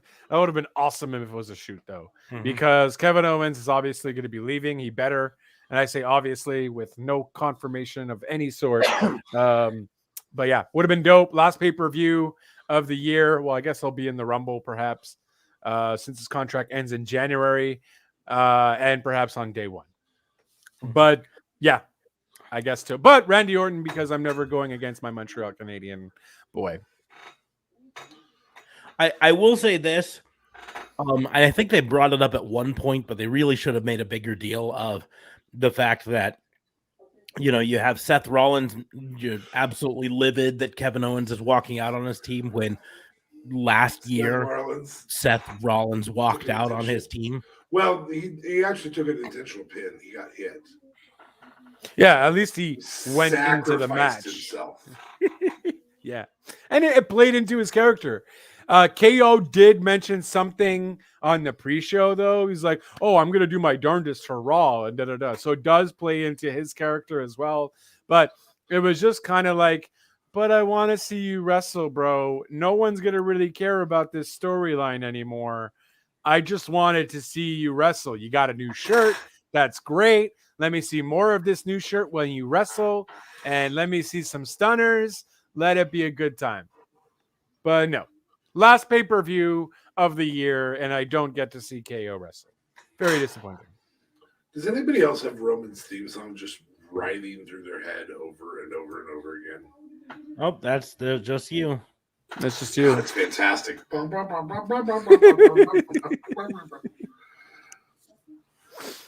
It's a valid point. So we will go ahead and move on. Great theme song. Worst move of the night. Moonsault. Top rope moonsault to the outside. Every single time Charlotte does it. Yeah, I really don't like it. I don't know why she keeps doing it, and I don't know how she doesn't like break a leg or something. Because she does land it perfectly, and she's good at landing it perfectly. But you're doing a moonsault. There's no camera angle to make it good. No camera angle at all. To me. Maybe going down from it. No, not even. No. As long as there's no one there for her to land on, or she doesn't land on anyone, it doesn't look good no matter what angle they shoot it from. Yeah. You know? I mean, oh, good job. You raised Becky with your elbow. That's impressive. Has no one told her that it looks stupid? Like, it looks impressive because of how high she gets and where she gets and everything. But nobody ever catches her. No one catches her. Because they don't want to get trampled. How are you going to catch her? She's going to land feet first. Yeah. But she probably blames it on the catcher. They're like, I have to land on my feet because no one ever catches me. They're always trying to sandbag me out there and make me look bad. Because you're trying to land on your feet. Is the issue? Yeah, it's constantly it's at best an elbow graze every single time. Yeah. It's impressive. It's an impressive feat to pull off because she is jumping from about 12 feet in the air, 10, 12 feet in the air. Yeah, and then she's going like another. Her feet are probably 16, 17 feet in the air before they come down on the ground. That said, that's great. If it was an Olympic competition, I would be like 10. You know what I mean? That's awesome. Yeah, that's a high jump. That's great. But we're not on the Olympics. That's in like February in Beijing or something. It's fighting, and you didn't do anything to anybody. Yeah. Worst move of the night for me. Team SmackDown all turning on Sasha Banks when obviously she was their best chance of winning at that point. Yeah. I'll go with that. Yeah. I like that. I'm going to go with Flames Moonsault. Yeah. I mean, here's the deal. They backed Shotzi instead of Sasha Banks, and that's just I don't care who you are, right? Unless it's a title defense, you back Sasha Banks. Title defense changes things up a bit. You know, you got some math on your side for backing the other side there. Well, I mean, I don't know. Wasn't Sasha like being really bossy and cocky though? Yeah, to the point that no one wanted to work with her. If for whatever reason, and she led them to a 4-on-1. Yeah, that's true. Yeah, she was bossy, and they were up 4-1. Right? Yeah, that's a valid point. It was working, right? If Tom Brady is bossing you around on the football field, but you're at that winning, time they were up 3-2 or 5-2. No, because Tony Storm had got eliminated. Oh, okay. But no, at that point it literally was, I believe, 4-1. Because they just eliminated. Let me see here. They just eliminated Rhea Ripley. But I thought it happened before. Nope. Sorry. So yeah, it was 4-1 left, and they said, "Hey, we'd like to make it 3-1. You want to clean up the stuff?" Will do. Put down the band hammer. Boom. They're all gone. Didn't go. I don't even want to give them credit, but what the fuck is wrong with people? Worst move of the night, that motherfucker right there. Yeah, that fucker right there. Who none of you can see out there, but just know spam bullshit, fucking racist bullshit doesn't fucking fly. Nope. Totally missed it. I was full screen on you guys. Well, look at his fucking name. You can see it's still blocked him. Oh, Jesus. Yeah. That's his fucking name. That's his name. You don't even see what the subject was, the message was, and you still got a pretty good idea of it. So that's crazy. Fuck that. Anywho. That's the worst move of the night. Fuck. Anyway, moving forward. That's going to be the move. I rant when that shit happens. It just pisses me off. Mm-hmm.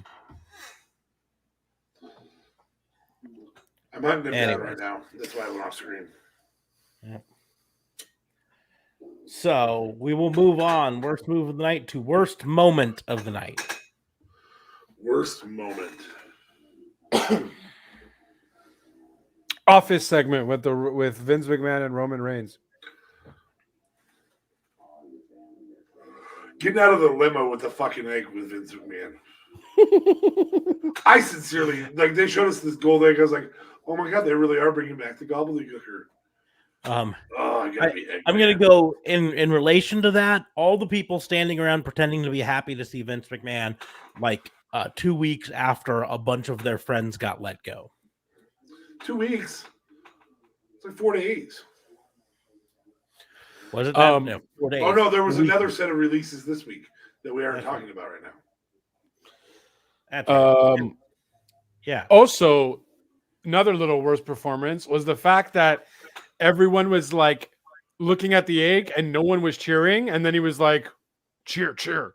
And they're like, oh, and I was like, oh my God. I'm like, this clearly was not planned ahead. The fucking moment. Just the whole fucking moment. Oh, just the whole moment was really stupid. We could have given that worst performance too, but we wanted to try and stick in ring for the most part there.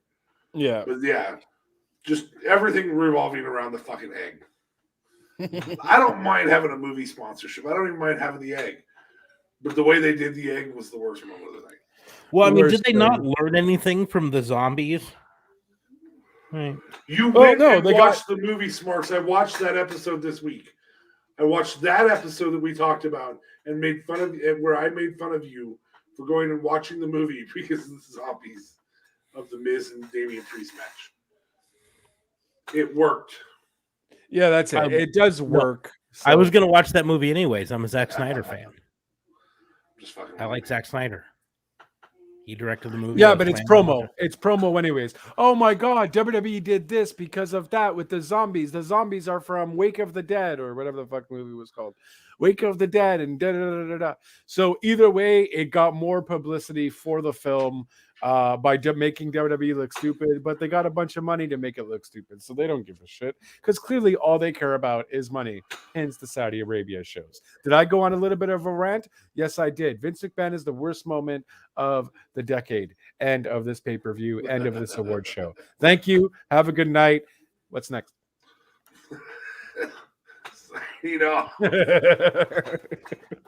On that note, we're going to start talking about best moments. Hey, look at that. This is a really weird segue. Best moment of the night. Fucking best segue. What are you talking about? Best moment of the night. I have 2 nominations for this. There will be better other things, but that just fit into best moment. I'm curious. R-Truth with the pizza. Really? I fucking loved that. God, I thought that was fucking hilarious. And Randy's RKO. Randy's RKO was on point. Fucking amazing. Also, got it. Props to the camera guy too, because that made it work. Because the camera guy got off RK Bro. There was another camera moment in the women's match that was really, really good, and I can't remember what it was.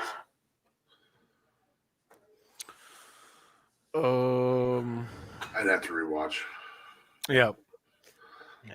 Should have wrote over the egg shenanigans. I'd have to rewatch, but I don't want to, so I don't care. Yeah. Best moment, Paul Heyman's little Brooklyn rant. That was fucking great. That was great. Yeah. I'm gonna go even closer on that. It's not even the full rant. My favorite is always being terrified by the journalist.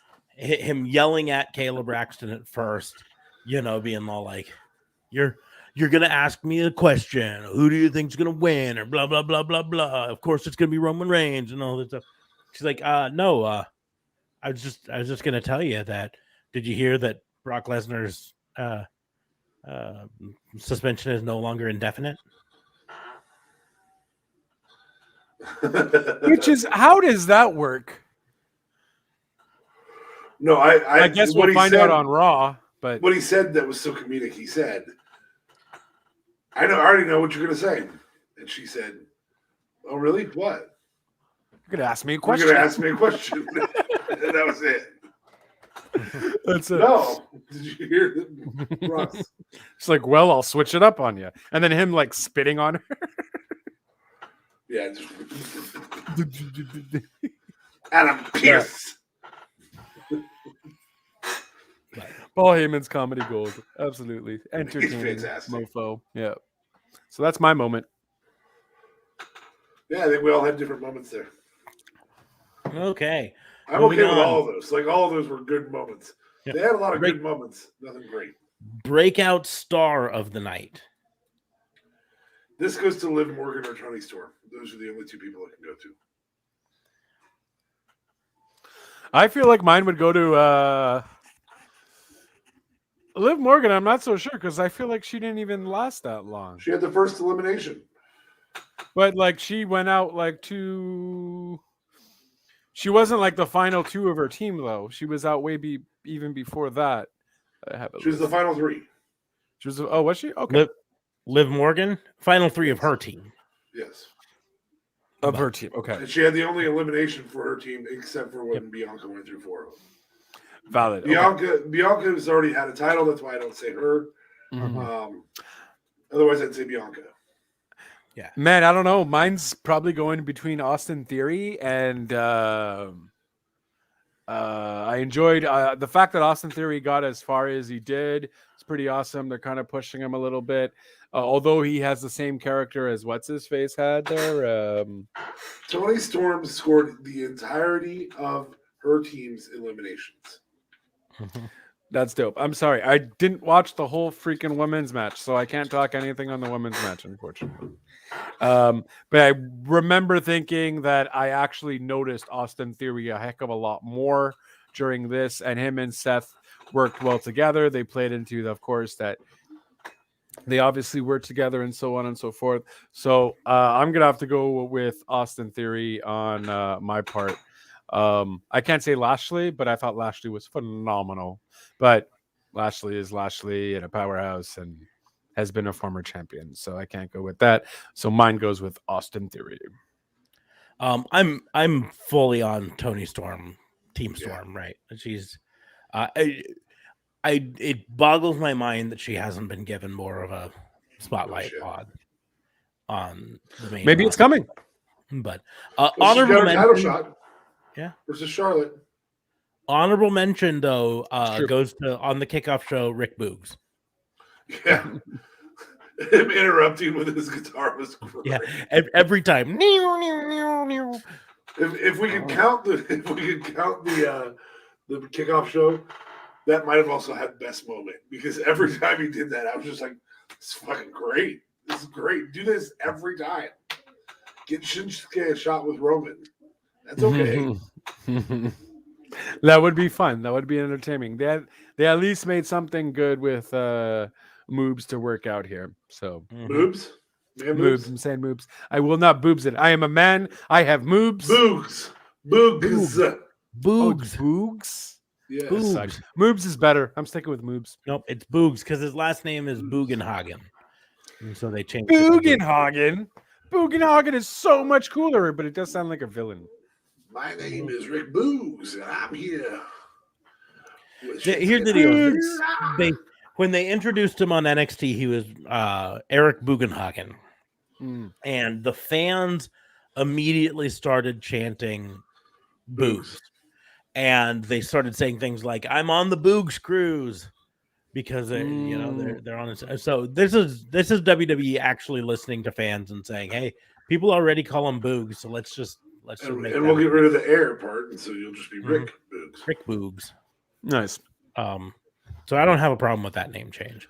And I thought it was impressive that Angel Garza got his last name back tonight as well. Yeah, they it's true. Take, and they give and they take. You can be Garza again, but then on SmackDown they were like, "Nope, you're just Angel. You're just Angel."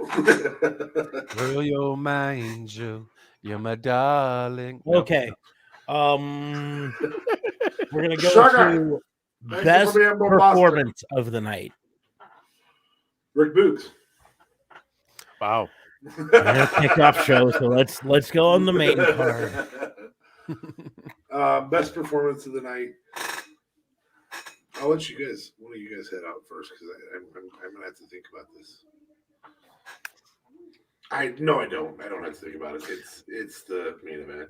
Yeah, that's what I was going to say too. It's Big E and Roman. Mhm.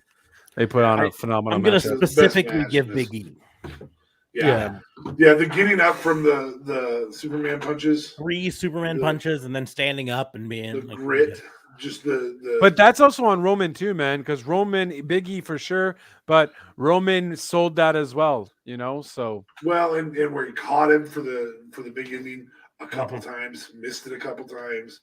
Just he showed the grit aspect, and I thought Also, that was Roman fantastic. picking him up from the under the mat, on the mat, and then with one arm, like that's pretty impressive Yeah. too. Both of them, man, that was just They both phenomenal just wrestling. for not performing against each other several times before. It was a great match. Great match. There's a reason they are the 2 top dogs right now. Ooh. So this one's going to probably cause some debate because, like we said, there was almost nothing that was hyped for the night. So what was the underhype of the night?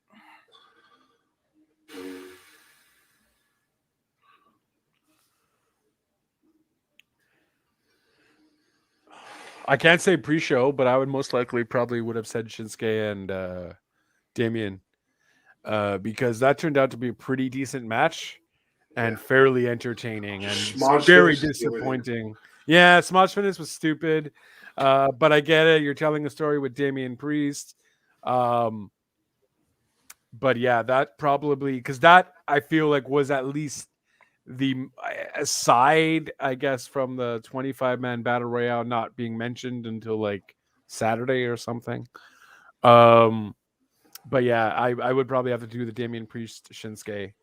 That match was, I didn't even know it was a thing because no one cares about the IC title or the US title.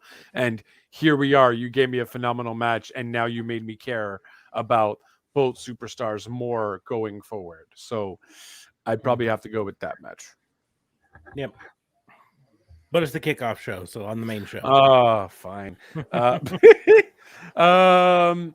We established the rules. We got to stick with them. That's fair.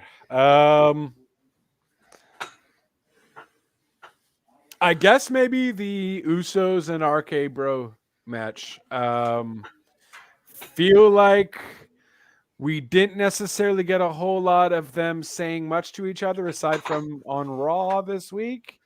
And it was a pretty fun tag match. Like, I just don't necessarily like that Randy Orton didn't do anything, but I guess that maybe would have been the most underhyped because I thought it would have been worse. He didn't do anything but win.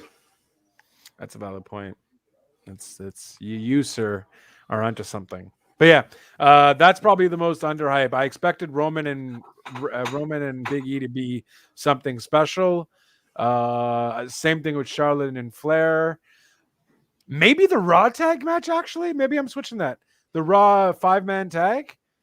I expected both of those matches to be pretty shitty, but it turned out that I was thoroughly entertained by the Raw 5-on-5 men's tag. The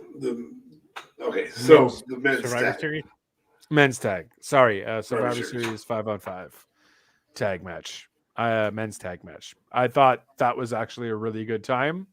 When usually the Survivor Series matches don't go so well. So yeah, I actually kind of have to agree with that. This is the best set of Survivor Series for where it's the head-to-head brands that they've ever had, in my opinion. That said, the head-to-head brands is what fucked up the original Survivor Series. That's what was really good back in the day was having actual feuds. it was heels versus faces back in the day, right? Yeah. Well, it was.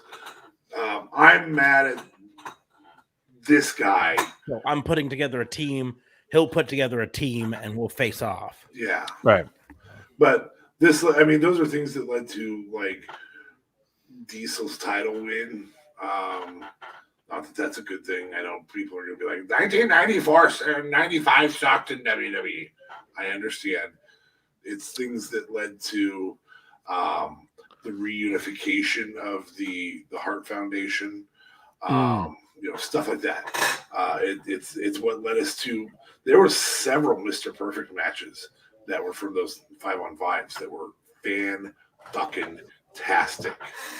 I would like them to bring that back. Actually, I think this whole Raw SmackDown thing I'm over with, and they've done it for far too long. Yeah, that would be pretty cool. So I will concede and agree. I think the underhypes are the actual 5-on-5s, both of them. I think both of them. You can really because for the title match of the show, we really got very little hype to either of them going into it, right? And they were both very good. For 10 people, they were better than expected. We even gave them crap a couple weeks ago because they announced the teams on Twitter just randomly on a Saturday afternoon. They're like, oh, by the way, here's the teams.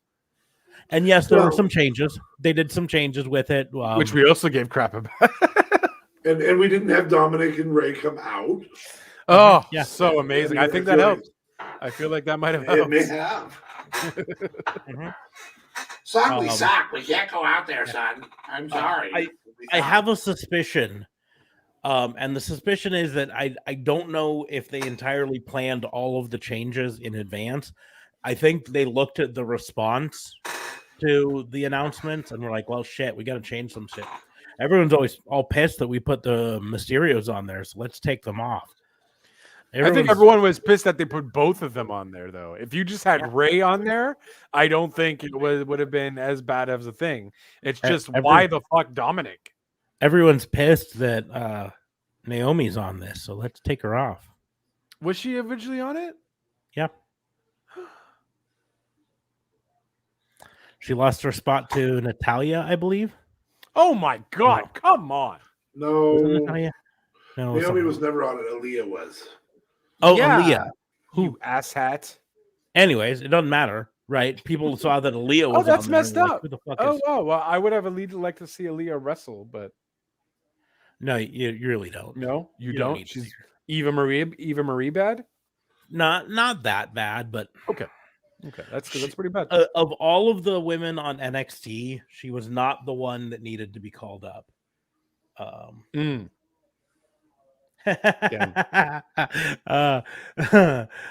Hunter Tracy says the gold egg got released due to budget cuts. Yes, that was good. Yes. Thank you, Hunter. That's fantastic. We wish him the best on his future endeavors. That's a very valid one. Yeah.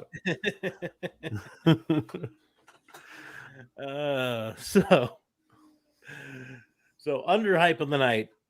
We're going on to OMG moment. What was the moment that made you go, wow? Whoa. Why the fuck are they carrying a gold egg around? Oh my God.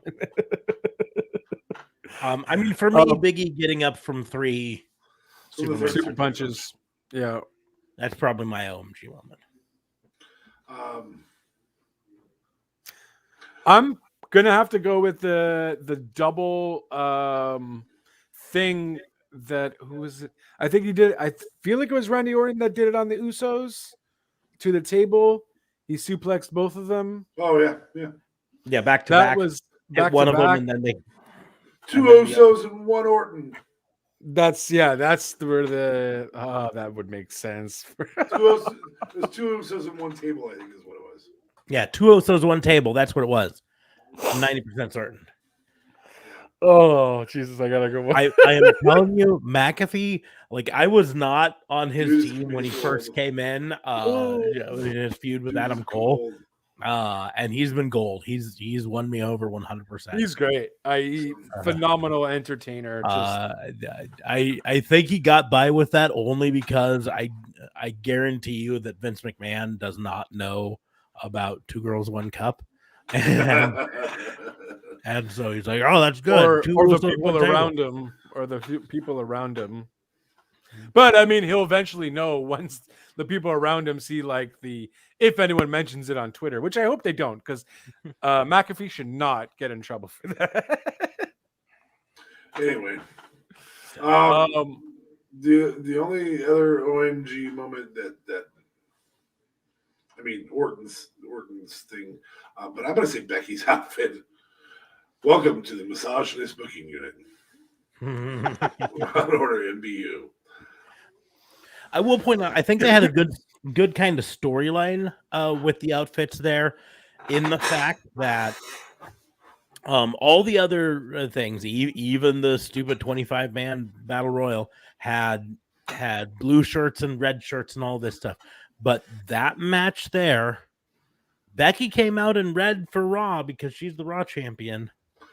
But Charlotte came out in black because she's about Charlotte.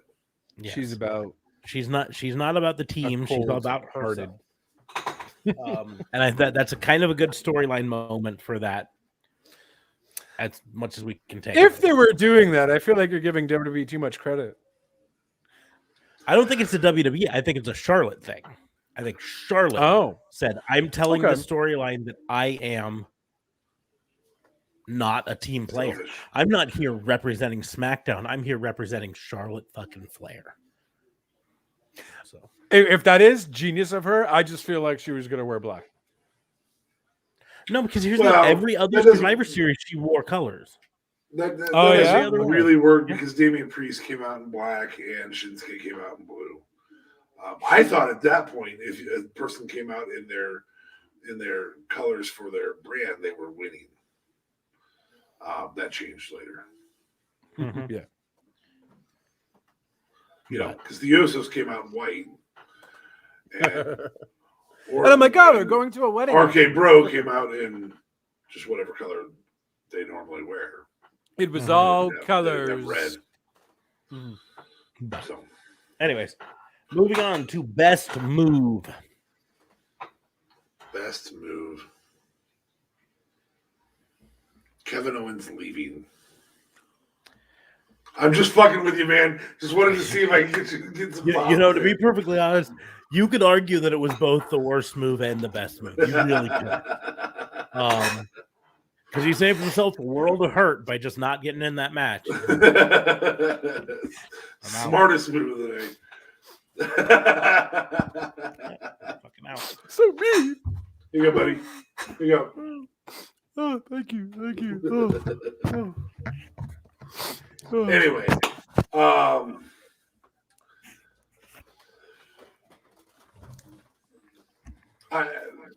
Drew's headbutt to Seth. Bye. Bye. Sunk. Oh. In relation, Rhea's headbutt. Yes. Every headbutt tonight was like, owie. Yeah.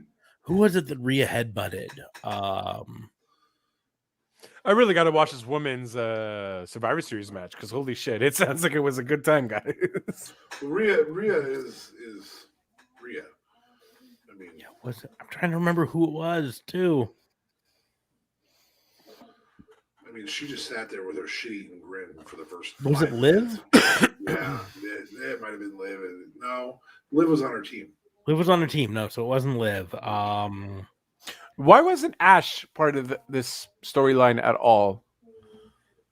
Wasn't she? Was she in the match? No, that was a very good question. Why that we Nikki actually Ash asked was not earlier in the week. Yeah. Oh yes. Ugh. Stupid changes. Okay. Yeah. But so yeah, the headbutt. I can't remember who it was to. I want to say maybe it was to Tony Storm. Might have been. But just bam. Anyways, headbutts. Finally, to match of the night, and I think we're probably all going to agree on this one. If you have to rank the 6 matches in order from worst to best, the 25-man battle royal is the worst. Yep. Probably followed by the very good women's Survivor Series match. probably followed by the tag team match, then the men's Survivor Series match, then Becky and Charlotte, and Roman and Big E. I think every single one of us would put them in that exact order. Well done. Yeah. Pretty much I don't know, there might be a little bit down towards the bottom. You might, in the middle, you might switch around those Survivor Series matches and that tag team match. Yeah, possibly. But solidly, the top two, Roman and Big E. Unless you're just a pig who likes really, really filthy outfits, you're not going to put that Charlotte and Becky match above Roman and Big E. But you're going to say, I mean, if you give Charlotte and Becky 4 stars, you give Roman and Big E 4.25. Like it was a decisive amount better, but it wasn't enough to go, I'm pissed off that this match existed. They were both very good matches. Yeah. Both very good.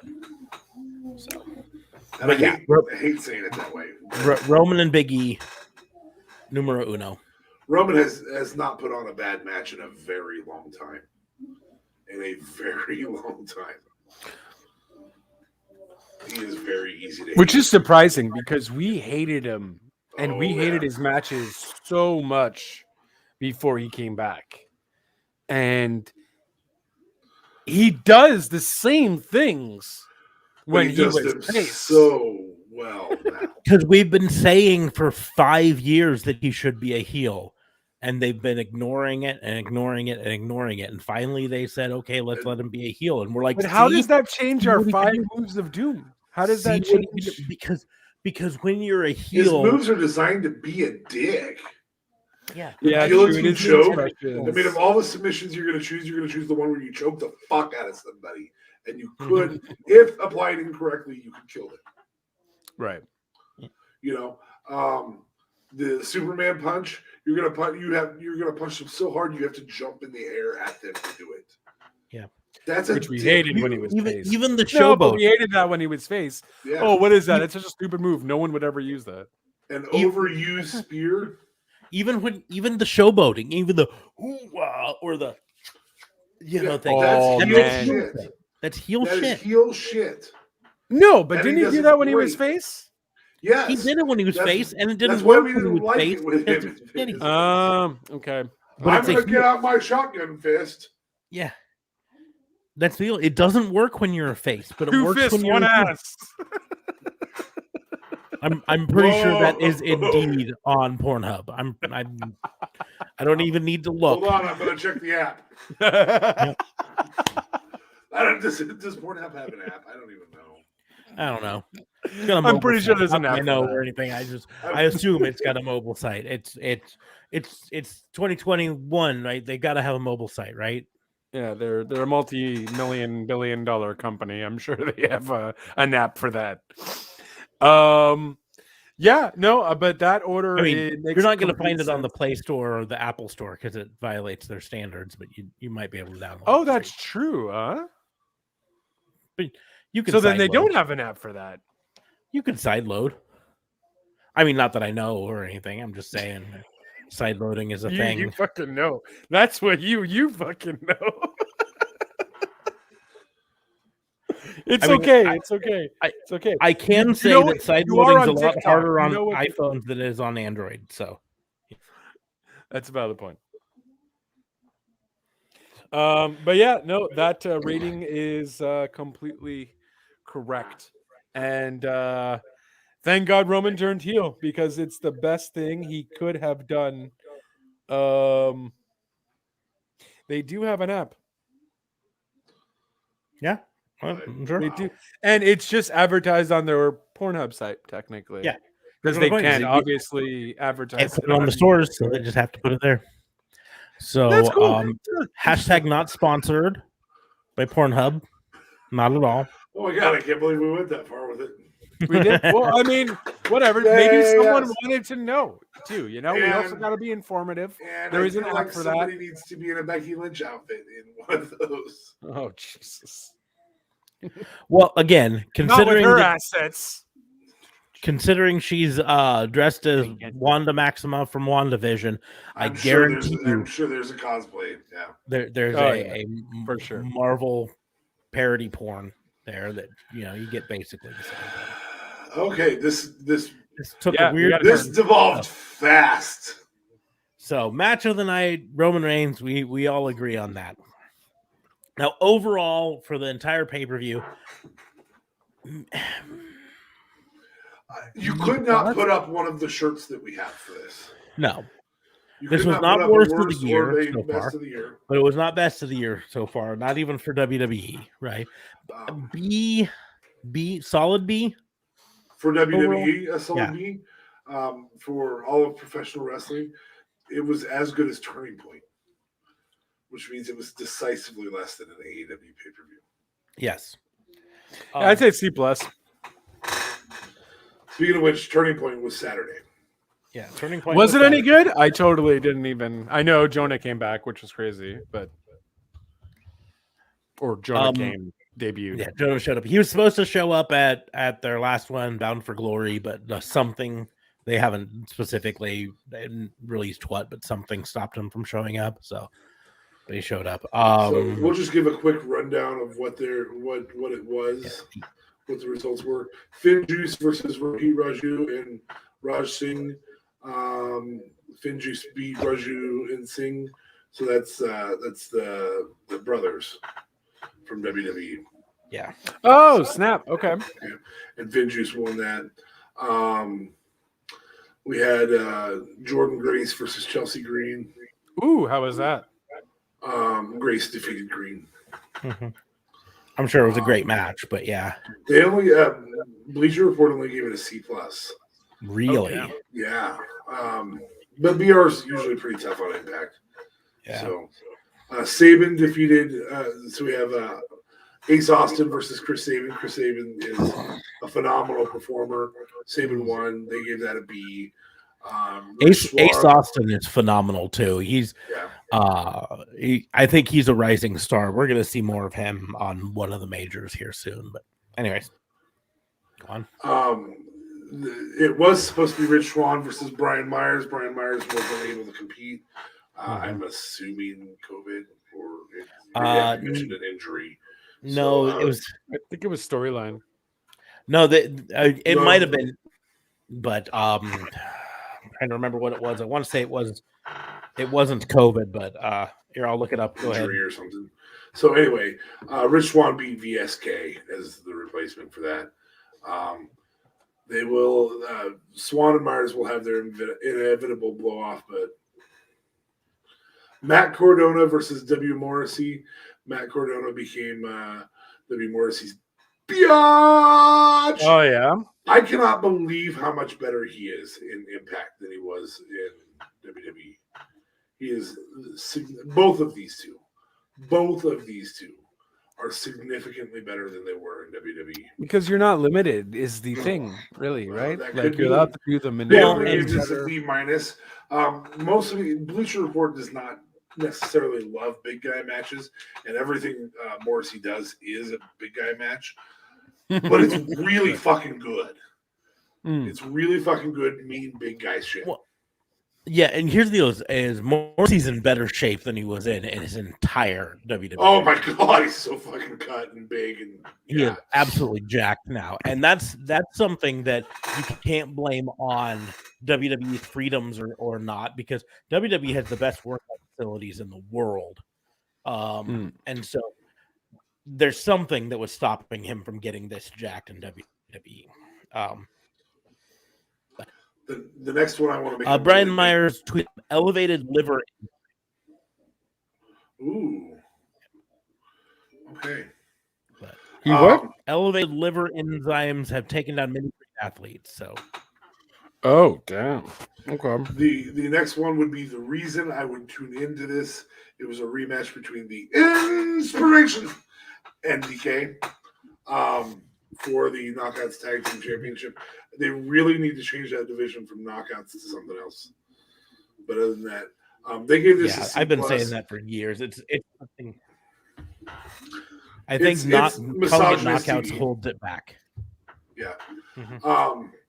The Inspiration did retain. They give that a C+. I for the life of me on entertainment value, I do not understand how you can give the Inspiration any match right now less than a B. They are that entertaining. So, oh damn, okay. There was an X Division Championship. It was triple threat: Trey Miguel versus Steve Macklin and Laredo Kid. I would have been rooting for Laredo Kid through this. Looks like Miguel beat Kid Macklin. So, Laredo Kid's just more entertaining, in my opinion. Mickey James versus Mercedes Martinez, two of the greatest in history, women's wrestlers. And that got a B-. That's the strongest score we've seen so far from Bleacher Report. And yeah, I mean, this is you want to talk about an icons match. That is an icons match right there. Yeah. Good Brothers versus Bullet Club, arguing about who's the real Bullet Club. I watched some of this stuff and it was great. It was fun. Nice. Oh, it was a lot of fun. They were bitching. And it's this is the Japanese Bullet Club, right? Yes, these are guys came over from the Japanese Bullet Club. Hikuleo and Bay and Hikuleo. Yeah. Chris Bay and Hikuleo. And anytime Chris Bay's in a match, you're going to have a good match. Anytime Carl Anderson's in a match. Doc Gallows is kind of a boring big guy. I hate saying it because he's funny on the stuff he does, but he's still a big guy, and so he's a little bit boring on that front. That's about the point, though. Yeah, good match. They gave it a C. Damn, really tough, huh? Yeah, not a lot of love from Bleacher Report's Impact on this one. Full Metal Mayhem for the Impact World Title. Moose versus Eddie Edwards. I will go watch this. I will find a way to watch this match. I did not pay for the pay-per-view, so I didn't get to really see it. They gave this an A. I do not find. I do know W.H. Morrissey came out in this match and had some interference. But because Moose and W.H. Morrissey are in cahoots together, so like apparently they just want to fuck the whole world and own it all. This is my half and this is your half, and we're kings of each individual halves. We don't have to fight because we have half of the world. Like you think about those two in cahoots, that's terrifying. That's as scary as Brothers of Destruction. Mm-hmm. So, and Moose won. And thank God it was Eddie Edwards. I mean, that guy can put on a great match. Moose puts on as good a matches as a big man can. Right. In fact, right now you'd be hard pressed to try and challenge me as to for a big man who puts on better matches. I don't know that I could say anybody. So, 10 matches on that pay-per-view. Probably flowed the best of the three over a 2-week period, I would venture to guess, because it had the right number of matches. Some of that stuff was small, some of it was big. But it also looks like some people weren't fans of it. Oh, okay. So, nice. And Josh Alexander got eaten alive by Jonah. Yeah. AKA Bronson Reed. Yeah, Yes. formerly known as Bronson Reed, yes. Jonah the Whale. So, in related news, we talked about it on Tuesday, and we didn't have them yet. But Meltzer's ratings for Full Gear are out. Oh, yeah. Yeah, we got 6 minutes left in the show, so let's talk them. Yeah. So, Hikaru Shida and Thunder Rosa versus Jamie Hayter and Nyla Rose, the kickoff show match. 2.5 stars. The lowest of the night. MJF versus Darby Allin. 4.5 stars. Really? CM Punk versus Eddie Kingston. 4.5 stars. 4.5. Okay. Mm-hmm. Bryan Danielson versus Miro. 5. 4.5 stars. Really? He's not on Impact that much. Yeah. Cody Rhodes and Pac versus Malachi Black and Andrade. 4.25. 4 even. Britt Baker versus Ty Conti. 3.5. Damn. Okay. And I would have given that 4. I actually would have put that above the tag match that you just mentioned. Inner Circle versus America's Top Team. 2 chaotic, 3.5. 4. Why? Mm-hmm. You liked it overall. Penta and Phoenix versus FTR. 4.25. Really? Christian Cage, Jungle Boy, and Luchasaurus versus Adam Cole, Matt Jackson, and Nick Jackson. 4. 5.0. What? Mm-hmm. He's just a young buck whore, though. He really is. You say that, calls but him out.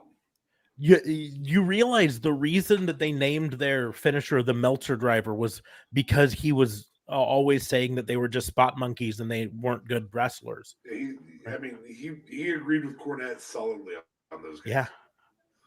That's the reason he, so it cracks me up, this whole narrative that Meltzer is an AEW mark.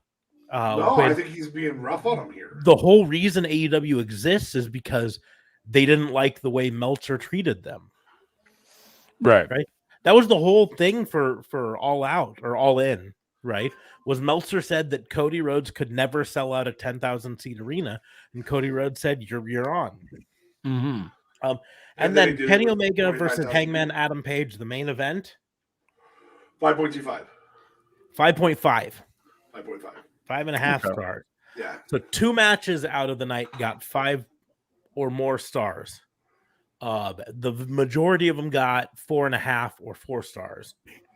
And then 1 3.5 and 1 2.5. More than the Kenny Omega segments this week on AEW, I thought the best storytelling was in the fuck Bobby Fish, he can die. Mm-hmm. on Rampage. I was like, what the fuck are you guys doing? You guys are dicks. He's that was best so friend. weird. And, I'm out. Yeah. I'm out. Like I didn't get why he didn't go back. I don't feel like Christian Cage would have attacked Adam Cole if he would have gone back. No, he wouldn't have. All he would have had to deal with was Luchasaurus, and so you just duck the clothesline, and then you get in and break up the snare trap. Yep. But nope. Chicken shit heels do chicken shit heel things. Oh my god. I was just like, what? Fuck Bobby Fish. That's literally all I thought the entire time. I was like, that's it. I was like, wow, what a dick. I'm like, well, I guess there's no Undisputed Era happening here. Jesus. With friends like you, who needs enemies? Holy shit. But, and that is undisputed. They did very much on Dynamite set up more of the eventual Kenny Omega versus Adam Cole. Yeah, we just don't have it yet. Kenny Omega hasn't stated out loud that he knows that the Young Bucks, stood back and let Hangman beat him. Well, and even more than that, that whole promo where he's like, I'm going to take some time off, but they're going to hold down the fort. I'm going to hold down the fort, and Adam Cole saying, "Yep, I'm going to keep things." And I was talking about the Young Bucks, but I mean, you too. You're going to hold on to the fort too. Yeah.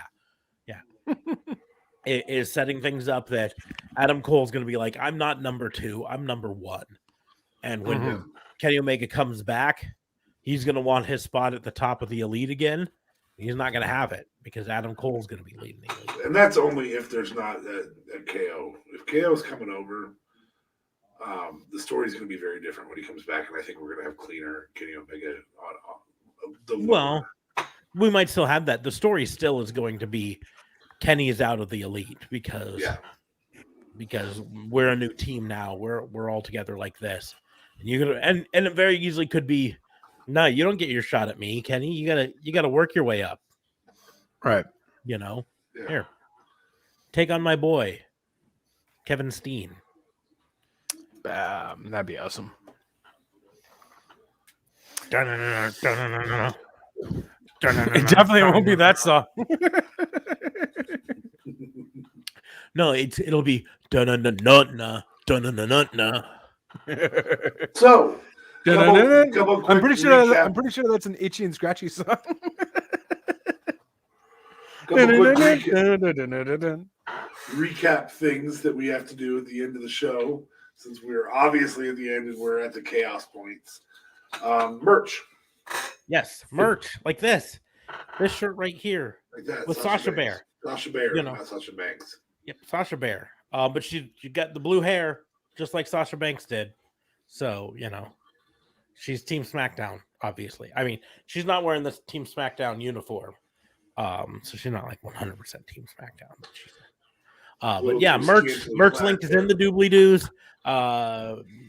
The Raw and Order WBU.myspreadshop.com. You can go there, or you can just be easier, go down to the doobly-doos, click the link there. It's all will take you there. Boom, boom, boom. You can get the Pissant Podcast hat or shirt or whatever.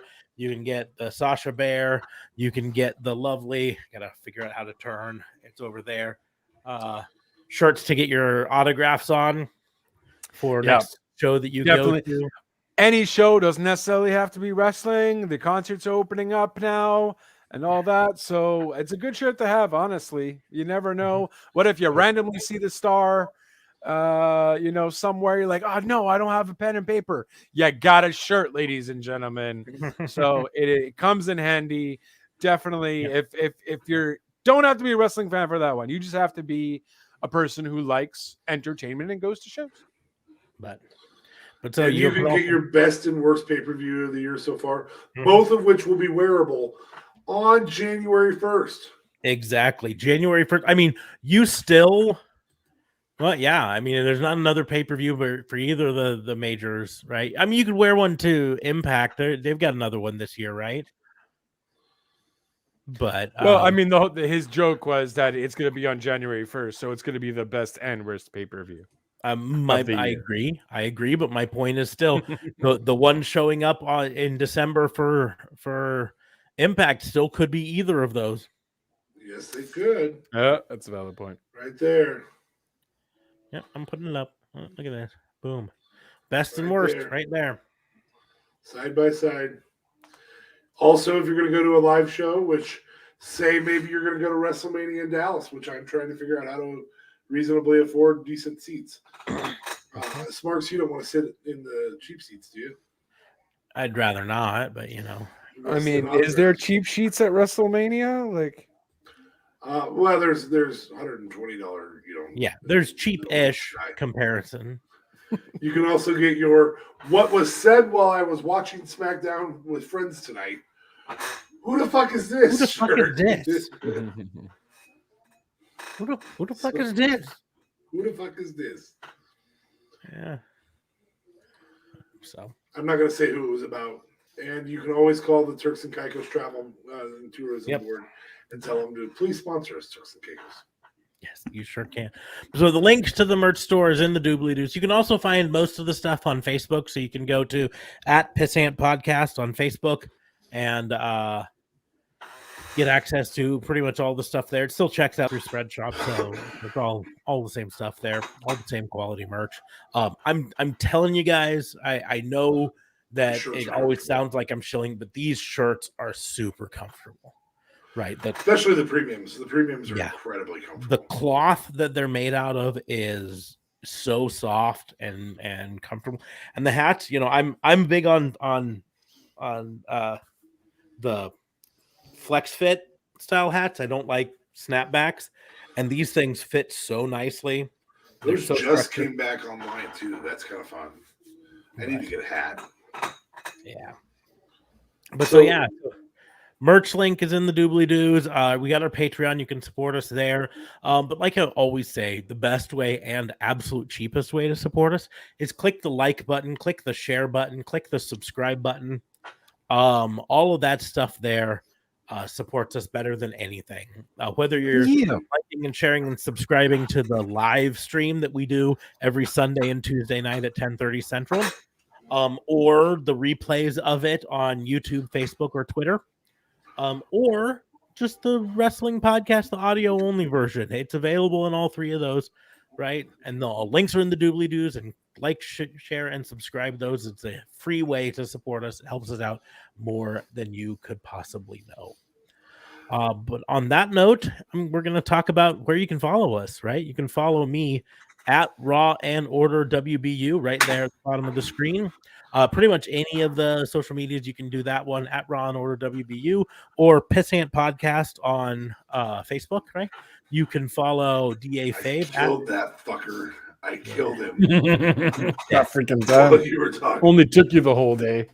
Well, I've gotten about 4 this time. It's a lot less than when I was doing like 25. Anyway, you can follow me at DA Vincent Kayfabe right there. Or, you can follow Gain at gain.com, which I have right behind me. Anyway, you're already off the screen, bud. I know. God damn. Taking my screen time, one job, finally, you can follow your boy JLB at JLB420 on Twitter. Also, Real Talk Radio, though, is the brand at Real Talk Radio 8 or at Real Talk Radio Online. They will all be in the doobly-doos. But of course, if you want to hear the podcast, go to anchor.fm/RTR, and you will find it for your Spotify's, your Titles, your Stitchers, your whatever podcast you like listening it to. It will be there in my voice. Will entertain your sound waves, and it will be a good time, folks, because we do a little bit about everything. We do movies, music, games, and stuff like that. I'm getting into a lot of live streamings now for video games. Just trying to do a little bit of everything. I'd like a lot of different things, so you might not like everything, but if you do like a few of the stuff I do, by all means, like, share, and subscribe. Links will be down in the doobly-doos. Survivor Series was an okay pay-per-view. Wasn't the greatest, but certainly not the best. And that's it, guys. Back to you. Wasn't the greatest, but certainly not the best. Wasn't the greatest, but certainly not the best. Finally, The Rock has produced a movie that WWE is going to promote without The Rock there. Yeah, straight up. I mean, I guess if you can do it, if I could get WWE to promote something without me having to be there, I'd do it too, No, that's a valid point. Or maybe The Rock kind of kept them on thing. Yeah, guys, I'll be there. I'll let you know, though. Just set everything up. I'll let you know if I can be there. But I didn't think he was going to be in New York. I'm like, how's this guy going to get to New York? I mean, sure, he has a private jet. He can get to New York. But I mean, I don't know. With COVID and all that, he's doing promo. So I'm like, he still has access to satellite. He still could have appeared via satellite. That's true. So I don't know why they wouldn't. Unfortunately, I feel like they're going to do it during the week. Maybe saving it for on TV. I feel like they're just devaluing pay-per-views left and right. Yeah, but why promote? It's going to be hashtag Rock25 celebrating The Rock's 25 years for Survivor Series. Why promote that so much and then you just not have The Rock show up? Sorry. You okay? Sounded like a chair shot to the face. Jeez. That would not go down well in WWE today. That's how I felt. That's a great steel chair, though. Nice. Yeah. But we were going to go ahead and close the book on the wrestling booking unit. We will be back in a couple days with the Fantasy Booking Institute. Okay, pay-per-view, not the greatest. Certainly not the best. Precisely, good sir. Precisely. But anyways, that will also be a shirt. Thank you all for listening, and we will see you soon.